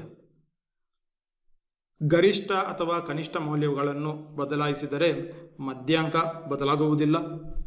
ರೂಢಿಬೆಲೆ ಕೆಲವು ಸಂದರ್ಭಗಳಲ್ಲಿ ಬದಲಾಗಬಹುದು. ಆದರೆ ಯಾವುದೇ ಒಂದು ಮೌಲ್ಯವನ್ನು ನಾವು ಬದಲಾಯಿಸಿದರೆ ಸರಾಸರಿ ಖಂಡಿತವಾಗಿಯೂ ಬದಲಾಗುತ್ತದೆ. ಏಕೆಂದರೆ ಸರಾಸರಿ ಎಲ್ಲ ಮೌಲ್ಯಗಳ ಮೊತ್ತದ ಮೇಲೆ ಆಧಾರಿತವಾಗಿ ಇದೆ. ಈಗ ಒಂದು ಸಮೀಕ್ಷಾ ಪ್ರಶ್ನೆ. ಮಧ್ಯಾಂಕ ಮತ್ತು ರೂಢಿಬೆಲೆ ಒಂದೇ ಆಗಿದ್ದರೆ ಕಾಣಿಯಾದ ಮೌಲ್ಯ ಎಷ್ಟು? ನೀಡಿರುವ ಮೌಲ್ಯಗಳು 32, 35, ಒಂದು ಕಾಣಿಯಾದ ಮೌಲ್ಯ ಇದೆ 40 ಮತ್ತು 45. 5 ಸಂಖ್ಯೆಗಳಲ್ಲಿ ಒಂದು ಸಂಖ್ಯೆ ಕಾಣಿಯಾಗಿದೆ. ಆ ಕಾಣಿಯಾದ ಸಂಖ್ಯೆಯನ್ನು ಕಂಡುಹಿಡಿಯಬೇಕಾಗಿದೆ. ವಿಡಿಯೋ ಅನ್ನು ಪಾಸ್ ಮಾಡಿ ಉತ್ತರವನ್ನು ಪಡೆದ ನಂತರ ವಿಡಿಯೋವನ್ನು ಮುಂದುವರಿಸಿ. ಈಗ ಉತ್ತರ ಏನಂತ ನೋಡೋಣ. ಸರಿಯಾದ ಉತ್ತರ 35 ಆಗಿದೆ. ಇಲ್ಲಿ ಸಂಖ್ಯೆಗಳು ಏರಿಕೆ ಕ್ರಮದಲ್ಲಿಯೇ ಇದೆ. 32, 35 ಕಾಣಿಯಾದ ಸಂಖ್ಯೆ 35 ಆಗಿದ್ದರೆ ಅದು 35. ಉಳಿದ 2 ಸಂಖ್ಯೆಗಳು 40 ಮತ್ತು 45. ಇಲ್ಲಿ 5 ಸಂಖ್ಯೆಗಳಿದ್ದಾವೆ. ಹಾಗಾಗಿ ಈ ಕ್ರಮದಲ್ಲಿ 3ನೇ ಸಂಖ್ಯೆ ಮಧ್ಯಾಂಕ ಆಗಿರುತ್ತದೆ. ಹಾಗಾಗಿ ಇಲ್ಲಿ ಮಧ್ಯಾಂಕ 35 ಆಗಿದೆ. ಈ ದತ್ತಾಂಶಗಳಲ್ಲಿ 35 2 ಬಾರಿ ಇದೆ. ಹಾಗಾಗಿ ಅದು ರೂಢಿಬೆಲೆ ಆಗಿದೆ. ಈ ರೀತಿಯಲ್ಲಿ ನಾವು ಅನೇಕ ಪದರೂಪದ ಸಮಸ್ಯೆಗಳನ್ನು ವಿದ್ಯಾರ್ಥಿಗಳಿಗೆ ನೀಡಬಹುದು. ದೈನಂದಿನ ಜೀವನದಲ್ಲಿ ರೂಢಿಬೆಲೆ, ಮಧ್ಯಾಂಕ ಮತ್ತು ಸರಾಸರಿಗಳ ಉಪಯೋಗಗಳು ಏನು ಅಂತ ವಿದ್ಯಾರ್ಥಿಗಳಿಗೆ ಅರ್ಥ ಮಾಡಿಸುವುದು ಹೇಗೆ ಎಂದು ನೋಡೋಣ. ಒಂದು ಚಪ್ಪಲು ಮಾರುವ ಅಂಗಡಿಯಲ್ಲಿ ಯಾವ ಸೈಜಿನ ಚಪ್ಪಲುಗಳು ಅಥವಾ ಶೂಗಳನ್ನು ಅಂಗಡಿಯವರು ಇಟ್ಟುಕೊಳ್ಳಬೇಕು ಅಂತ ಹೇಗೆ ನಿರ್ಧರಿಸಬಹುದು ಎಂದು ವಿದ್ಯಾರ್ಥಿಗಳನ್ನು ಕೇಳಬಹುದು. ಅವರು ಅನೇಕ ಉದಾಹರಣೆಗಳನ್ನು ನೀಡಲು ಸಾಧ್ಯವಾಗುತ್ತದೆ. ಅದರಲ್ಲಿ ಒಂದು ಉತ್ತರ ಗರಿಷ್ಠವಾಗಿ ಯಾವ ಸೈಜಿನ ಶೂ ಅಥವಾ ಚಪ್ಪಲುಗಳು ಮಾರಾಟವಾಗುತ್ತವೋ ಆ ಸೈಜನ್ನು ಇಟ್ಟುಕೊಳ್ಳಬೇಕು ಅಂತ ಹೇಳಲು ಸಾಧ್ಯವಿದೆ. ಆ ಸೈಜನ್ನೇ ನಾವು ರೂಢಿಬೆಲೆ ಎಂದು ನಾವು ಹೇಳುತ್ತೇವೆ ಎಂದು ವಿದ್ಯಾರ್ಥಿಗಳಿಗೆ ಅರ್ಥ ಮಾಡಿಸಬಹುದು. ಅದೇ ರೀತಿಯಲ್ಲಿ ಶರ್ಟ್ಗಳಲ್ಲಿ ಕೂಡ ಯಾವ ಸೈಜಿನ ಶರ್ಟನ್ನು ಅಂಗಡಿಯವರು ಇಟ್ಟುಕೊಳ್ಳಬೇಕು ಅಂತ ಹೇಳಿದರೆ ಗರಿಷ್ಠವಾಗಿ ಮಾರಾಟವಾಗುವ ಶರ್ಟನ್ನೇ ಅಂಗಡಿಯವರು ಇಟ್ಟುಕೊಳ್ಳಬೇಕು ಅಂತ ವಿದ್ಯಾರ್ಥಿಗಳು ಕೂಡಲೇ ಹೇಳಲಿಕ್ಕೆ ಸಾಧ್ಯವಿದೆ. ಇವೆಲ್ಲ ಒಂದು ರೂಢಿಬೆಲೆಯ ಉದಾಹರಣೆಗಳು ಅಂತ ನಾವು ವಿದ್ಯಾರ್ಥಿಗಳಿಗೆ ಅರ್ಥ ಮಾಡಿಸಬಹುದು. ಈಗ ಮಧ್ಯಾಂಕ ಮತ್ತು ಸರಾಸರಿಯನ್ನು ಹೇಗೆ ಅರ್ಥ ಮಾಡಿಸುವುದು? ಅದಕ್ಕೆ ಅನೇಕ ಉಪಾಯಗಳಿದ್ದಾವೆ. ಅದರಲ್ಲಿ ಒಂದು ಏನು ಅಂತ ನಾವು ಈಗ ನೋಡೋಣ. 5 ಮಂದಿ ಮಿತ್ರರು ಒಂದೇ ಅಪಾರ್ಟ್ಮೆಂಟಲ್ಲಿದ್ದಾರೆ ಅಂತ ಪರಿಗಣಿಸೋಣ. ಅವರ ಸಂಬಳ ವಿಭಿನ್ನವಾಗಿದೆ ಅಂತ ನಾವು ಪರಿಗಣಿಸೋಣ. ಅವರು ತಿಂಗಳಿನಲ್ಲಿ ಯಾವ ರೀತಿಯಲ್ಲಿ ಖರ್ಚು ಮಾಡುತ್ತಾರೆ ಎಂದರೆ ಅವರಿಗೆ ಸಿಗುವ ಸಂಬಳದ ಮೇಲೆ ಆಧಾರಿತವಾಗಿ ಇರುತ್ತದೆ. ಒಬ್ಬನಿಗೆ ತುಂಬ ಸ್ಯಾಲರಿ ಜಾಸ್ತಿ ಆಯಿತು ಅಂತ ನಾವು ಪರಿಗಣಿಸಿದರೆ ಈಗ ನಾವು ಸರಾಸರಿ ನೋಡಿದರೆ ಅದು ಖಂಡಿತವಾಗಿಯೂ ಬದಲಾಗಿರುತ್ತದೆ. ಏಕೆಂದರೆ ಸರಾಸರಿ ಎಲ್ಲರ ಸ್ನೇಹಿತರ ಸಂಬಳದ ಮೊತ್ತವನ್ನು ಪರಿಗಣಿಸಿ ಅದನ್ನು 5ರಿಂದ ಭಾಗಿಸಿದರೆ ಸರಾಸರಿ ಸಂಬಳ ಎಷ್ಟು ಅಂತ ನಮಗೆ ಸಿಗುತ್ತದೆ. ಆದರೆ ಇಲ್ಲಿ ಮಧ್ಯಾಂಕ ಸಂಬಳ ಬದಲಾಗುತ್ತಾ ಇಲ್ಲ. ಸರಾಸರಿ ಹೆಚ್ಚಾಗಿದೆ ಅಂತ ಹೇಳಿ ಎಲ್ಲ ಮನೆಯವರು ಕೂಡ ಹೆಚ್ಚು ಖರ್ಚನ್ನು ಮಾಡಲಿಕ್ಕೆ ಸಾಧ್ಯವಿಲ್ಲ. ಏಕಂತ ಹೇಳಿದರೆ ಮಧ್ಯಾಂಕ ಬದಲಾಗಿಲ್ಲ ಅಂದರೆ ಕಮ್ಮಿ ಸಂಬಳ ಪಡೆಯುವ ಮನೆಯವರ ಸಂಬಳದಲ್ಲಿ ಏನೂ ಬದಲಾವಣೆ ಆಗುವುದಿಲ್ಲ. ಈ ರೀತಿಯಲ್ಲಿ ನಾವು ಜನಗಳು ಮಾಡುವ ಖರ್ಚುಗಳನ್ನು ಸರಾಸರಿ ಮುಖಾಂತರವೇ ನೋಡಲು ಸಾಧ್ಯವಾಗುವುದಿಲ್ಲ. ಇಂಥ ಸಂದರ್ಭಗಳಲ್ಲಿ ನಾವು ಮಧ್ಯಾಂಕವನ್ನು ಪರಿಗಣಿಸಬೇಕಾಗುತ್ತದೆ. ವಿದ್ಯಾರ್ಥಿಗಳಿಗೆ ಅರ್ಥ ಮಾಡಿಸಲು ಕೆಲವು ಉದಾಹರಣೆಗಳನ್ನು ನೀಡಬಹುದು. ಒಂದು ಜಾತ್ರೆಗೆ 5 ಮಂದಿ ವಿದ್ಯಾರ್ಥಿಗಳು ಹೋಗುತ್ತಾ ಇದ್ದಾರೆ. ಒಬ್ಬ ವಿದ್ಯಾರ್ಥಿಯ ಹತ್ರ 100 ರೂಪಾಯಿ ಇದೆ, ಉಳಿದ ವಿದ್ಯಾರ್ಥಿಗಳ ಹತ್ರ 10 ರೂಪಾಯಿಗಳು ಇದೆ ಅಂತ ನಾವು ಹೇಳಿದರೆ ಅವರ ಹತ್ರ ಒಟ್ಟಾಗಿ ಇರುವುದು 140 ರೂಪಾಯಿಗಳು ಅಂತ ಹೇಳಬಹುದು. ಸೊ ವಿದ್ಯಾರ್ಥಿಗಳ ಹತ್ರ ಸರಾಸರಿಯಾಗಿ 28 ರೂಪಾಯಿ ಇದೆ ಅಂತ ನಾವು ಪರಿಗಣಿಸಿದರೆ ನಾವು ಅಂದಾಜು ಮಾಡಿ ಅವರು ಎಲ್ಲರೂ ಬಂದು 20 ರೂಪಾಯಿ 28 ರೂಪಾಯಿಯಷ್ಟು ಖರ್ಚು ಮಾಡುತ್ತಾರೆ ಎಂದು ನಾವು ಪರಿಗಣಿಸಿದರೆ ಅದು ತಪ್ಪಾಗುತ್ತದೆ. ಯಾಕಂತ ಹೇಳಿದರೆ 28 ರೂಪಾಯಿಗಿಂತ ಹೆಚ್ಚು ಹಣ ಇರುವುದು ಕೇವಲ ಒಬ್ಬನ ಹತ್ರ ಮಾತ್ರ. ಆದರೆ ನಾವಿಲ್ಲಿ ಮಧ್ಯಾಂಕವನ್ನು ಪರಿಗಣಿಸಿದರೆ ಮಧ್ಯಾಂಕ 10 ಆಗಿರುತ್ತದೆ. ಅಂದರೆ 2 ಮಂದಿ 10ಕ್ಕಿಂತ ಕಮ್ಮಿ ಹಣವನ್ನು ಪಡೆದಿದ್ದಾರೆ, ಇಬ್ಬರು 10ಕ್ಕಿಂತ ಹೆಚ್ಚು ಹಣವನ್ನು ಪಡೆದಿದ್ದಾರೆ ಅಂತ ನಮಗೆ ಗೊತ್ತಾಗುತ್ತದೆ. ಹಾಗಾಗಿ ಕೇವಲ ಒಬ್ಬನೇ ಒಂದು 20ಕ್ಕಿಂತ ಹೆಚ್ಚು ಖರ್ಚು ಮಾಡಬಹುದು ಅಂತ ನಾವು ಹೇಳಬಹುದು. ಸೊ 4 ವಿದ್ಯಾರ್ಥಿಗಳು 10 ರೂಪಾಯಿಯನ್ನು ಪಡೆದು ಒಬ್ಬ ವಿದ್ಯಾರ್ಥಿ 100 ರೂಪಾಯಿಯನ್ನು ಪಡೆದಿದ್ದಾಗ ಮಧ್ಯಾಂಕ 10 ರೂಪಾಯಿ ಆಗಿರುತ್ತದೆ. ಅಂದರೆ ಇಬ್ಬರು ವಿದ್ಯಾರ್ಥಿಗಳು 10ಕ್ಕಿಂತ ಕಮ್ಮಿ ಹಣವನ್ನು ಪಡೆದಿರ್ತಾರೆ, ಇಬ್ಬರು ವಿದ್ಯಾರ್ಥಿಗಳು 10 ರೂಪಾಯಿಗಿಂತ ಹೆಚ್ಚು ಹಣವನ್ನು ಪಡೆದಿರುತ್ತಾರೆ ಅಂತ ನಾವು ಹೇಳಬಹುದು. ಹಾಗಾಗಿ ನಾವು ಇನ್ನಷ್ಟು ಒಳ್ಳೆಯ ಅಂದಾಜು ಮಾಡಲಿಕ್ಕೆ ಸಾಧ್ಯವಾಗುತ್ತದೆ. ಅಂದರೆ 10 ರೂಪಾಯಿಗಿಂತ ಜಾಸ್ತಿ ಹೊಂದಿದ್ದವರು ಇಬ್ಬರಿದ್ದಾರೆ, ಹಾಗಾಗಿ ಅವರು 10 ರೂಪಾಯಿಯಷ್ಟು ಖರ್ಚು ಮಾಡಲಿಕ್ಕೆ ಸಾಧ್ಯವಿದೆ ಎಂದು ಅಂದಾಜು ಮಾಡಲು ಸಾಧ್ಯವಾಗುತ್ತದೆ. ಈ ರೀತಿಯಲ್ಲಿ ನಾವು ಸಂದರ್ಭಕ್ಕೆ ತಕ್ಕಂತೆ ಅಲ್ಲಿ ನಾವು ಮಧ್ಯಾಂಕವನ್ನು ಉಪಯೋಗಿಸಬೇಕಾ ಅಥವಾ ಸರಾಸರಿಯನ್ನು ಉಪಯೋಗಿಸಬೇಕಾ ಅಂತ ಹೇಳಿ ತರಗತಿಯಲ್ಲಿ ಚರ್ಚೆ ಮಾಡಬೇಕಾಗಿದೆ. ಈ ರೀತಿಯಲ್ಲಿ ಚರ್ಚೆಗಳು ಮಾಡುವ ಮುಖಾಂತರ ರೂಢಿಬೆಲೆ, ಮಧ್ಯಾಂಕ ಮತ್ತು ಸರಾಸರಿಗಳ ಉಪಯೋಗಗಳನ್ನು ವಿದ್ಯಾರ್ಥಿಗಳು ಇನ್ನಷ್ಟು ಹೆಚ್ಚಾಗಿ ಮತ್ತು ಕ್ಲಿಯರ್ ಆಗಿ ಅರ್ಥ ಮಾಡಿಕೊಳ್ಳಲಿಕ್ಕೆ ಸಾಧ್ಯವಾಗುತ್ತದೆ. ದೈನಂದಿನ ಜೀವನದ ಅನೇಕ ಸನ್ನಿವೇಶಗಳನ್ನು ಉಪಯೋಗಿಸುವ ಮೂಲಕ ಅವರಿಗೆ ಈ ದತ್ತಾಂಶಗಳ ರಿಯಲ್ ಲೈಫ್ ಅಪ್ಲಿಕೇಶನ್ಸ್ ಏನು ಅಂತ ಗೊತ್ತಾಗಲಿಕ್ಕೆ ಸಾಧ್ಯವಾಗುತ್ತದೆ. ಈ ರೀತಿಯಾಗಿ ತರಗತಿಯಲ್ಲಿ ಮಾಡುವ ಯಾವುದೇ ಒಂದು ಚಟುವಟಿಕೆಯಲ್ಲಿ ಮುಖ್ಯವಾಗಿ ಪ್ರಶ್ನೆಗಳನ್ನು ಕೇಳಬೇಕು. ಆ ಪ್ರಶ್ನೆಗಳ ಉತ್ತರವನ್ನು ತರಗತಿಯಲ್ಲಿ ಚರ್ಚೆ ಮಾಡುವುದು ಕೂಡ ಅಷ್ಟೇ ಮುಖ್ಯವಾಗಿರುತ್ತದೆ. ಮತ್ತು ಅನೇಕ ಪ್ರಯೋಗಗಳು, ಅದು ಪದರೂಪದ ಸಮಸ್ಯೆಗಳಾಗಿರ್ಬೋದು, ಹೆಚ್ಚುವರಿ ಚಟುವಟಿಕೆಗಳಾಗಿರ್ಬೋದು, ಅಥವಾ ದೈನಂದಿನ ಜೀವನದ ಸನ್ನಿವೇಶಗಳನ್ನು ಅನ್ವಯಿಸುವುದು ಆಗಿರಬಹುದು. ಇವುಗಳನ್ನೆಲ್ಲ ಮಾಡುವ ಮೂಲಕ ವಿದ್ಯಾರ್ಥಿಗಳು ಇನ್ನಷ್ಟು ಹೆಚ್ಚಾಗಿ ಅರ್ಥ ಮಾಡಿಕೊಳ್ಳಲಿಕ್ಕೆ ಸಾಧ್ಯವಾಗುತ್ತದೆ. ಈ ರೀತಿಯಾಗಿ ಯಾವುದೇ ಒಂದು ಗಣಿತದ ಕಾನ್ಸೆಪ್ಟನ್ನು ಅನುಭವಾತ್ಮಕವಾಗಿ ಕಲಿಸಲಿಕ್ಕೆ ಆಗುತ್ತದೆ. ಈ ವಿಷಯಗಳ ಬಗ್ಗೆ ನಿಮಗೆ ಯಾವುದೇ ಒಂದು ಪ್ರಶ್ನೆಗಳು ಇದ್ದರೆ ಚರ್ಚೆಗಳ ಮುಖಾಂತರ ಅದನ್ನು ಪರಿಹರಿಸಲು ಪ್ರಯತ್ನ ಮಾಡೋಣ. ಅನುಭವಾತ್ಮಕ ಕಲಿಕೆಗೆ ಬೇಕಾಗಿರುವ ಸಂಪನ್ಮೂಲಗಳು ನಮ್ಮ ಟೀಚೋಪಿಯಾ ಆ್ಯಪ್ನಲ್ಲಿ ಲಭ್ಯವಿದೆ. ಮೊದಲಿಗೆ ಪಾಠ ಯೋಜನೆಗಳು. ಎಲ್ಲ ಪಾಠ ಯೋಜನೆಗಳು ಮಕ್ಕಳಿಗೆ ಅನುಭವಾತ್ಮಕವಾಗಿದ್ದು ಸುತ್ತಮುತ್ತಲೂ ಲಭ್ಯವಿರುವ ವಸ್ತುಗಳನ್ನು ಬಳಸಿಕೊಂಡು ತರಗತಿಯಲ್ಲಿ ಸುಲಭವಾಗಿ ಕಾರ್ಯಗತಗೊಳಿಸಬಹುದಾಗಿದೆ. ಎರಡನೆಯದು ಅಭ್ಯಾಸ ಹಾಳೆ. ಬ್ಲೂಮ್ಸ್ ಲೆವೆಲ್ನ ಪ್ರಕಾರ ಇಲ್ಲಿ ಪ್ರಶ್ನೆಗಳನ್ನು ಅಭ್ಯಾಸ ಹಾಳೆಗಳಲ್ಲಿ ನೀಡಲಾಗಿದೆ. ಈ ಅಭ್ಯಾಸ ಹಾಳೆಗಳು ಮಕ್ಕಳ ಮೌಲ್ಯಮಾಪನ ಮಾಡುವಲ್ಲಿ ಸಹಾಯಕವಾಗಿವೆ. ಮೂರನೆಯದಾಗಿ ಯೋಜನಾಧಾರಿತ ಕಲಿಕಾ ಚಟುವಟಿಕೆಗಳು. ಈ ಚಟುವಟಿಕೆಗಳು ಯೋಜನಾಧಾರಿತವಾಗಿದ್ದು ಮಕ್ಕಳು ಮನೆ ಅಥವಾ ಶಾಲೆಯಲ್ಲಿ ಮಾಡಬಹುದಾಗಿದೆ. ಇಲ್ಲಿ ಮಕ್ಕಳು ವಿಷಯವನ್ನು ತಾವೇ ಅನ್ವೇಷಿಸಿ ತಿಳಿದುಕೊಳ್ಳುವಂತೆ ಚಟುವಟಿಕೆಗಳನ್ನು ರಚಿಸಲಾಗಿದೆ. ಇದು ಮಕ್ಕಳ ಸ್ವಾವಲಂಬಿತ ಕಲಿಕೆಯನ್ನು ಮತ್ತು ಮಕ್ಕಳ ಸ್ವಮೌಲ್ಯಮಾಪನವನ್ನು ಉತ್ತೇಜಿಸುತ್ತದೆ. ನಾಲ್ಕನೆಯದಾಗಿ ವಿವರಣಾತ್ಮಕ ವಿಡಿಯೋ. ಕ್ಲಿಷ್ಟಕರ ಪರಿಕಲ್ಪನೆಗಳಿಗೆ ವಿಡಿಯೋ ಮೂಲಕ ವಿವರಣೆಯನ್ನು ಕೊಡುವ ಪ್ರಯತ್ನ ಟೀಚೋಪಿಯಾ ಆ್ಯಪ್ನಲ್ಲಿ ನಡೆದಿದೆ. NAS ಕಲಿಕಾ ಫಲಗಳನ್ನು ಸಾಧಿಸುವಲ್ಲಿ ಈ ಎಲ್ಲ ಸಂಪನ್ಮೂಲಗಳು ಸಹಾಯಕಾರಿಯಾಗಿವೆ. ಧನ್ಯವಾದಗಳು.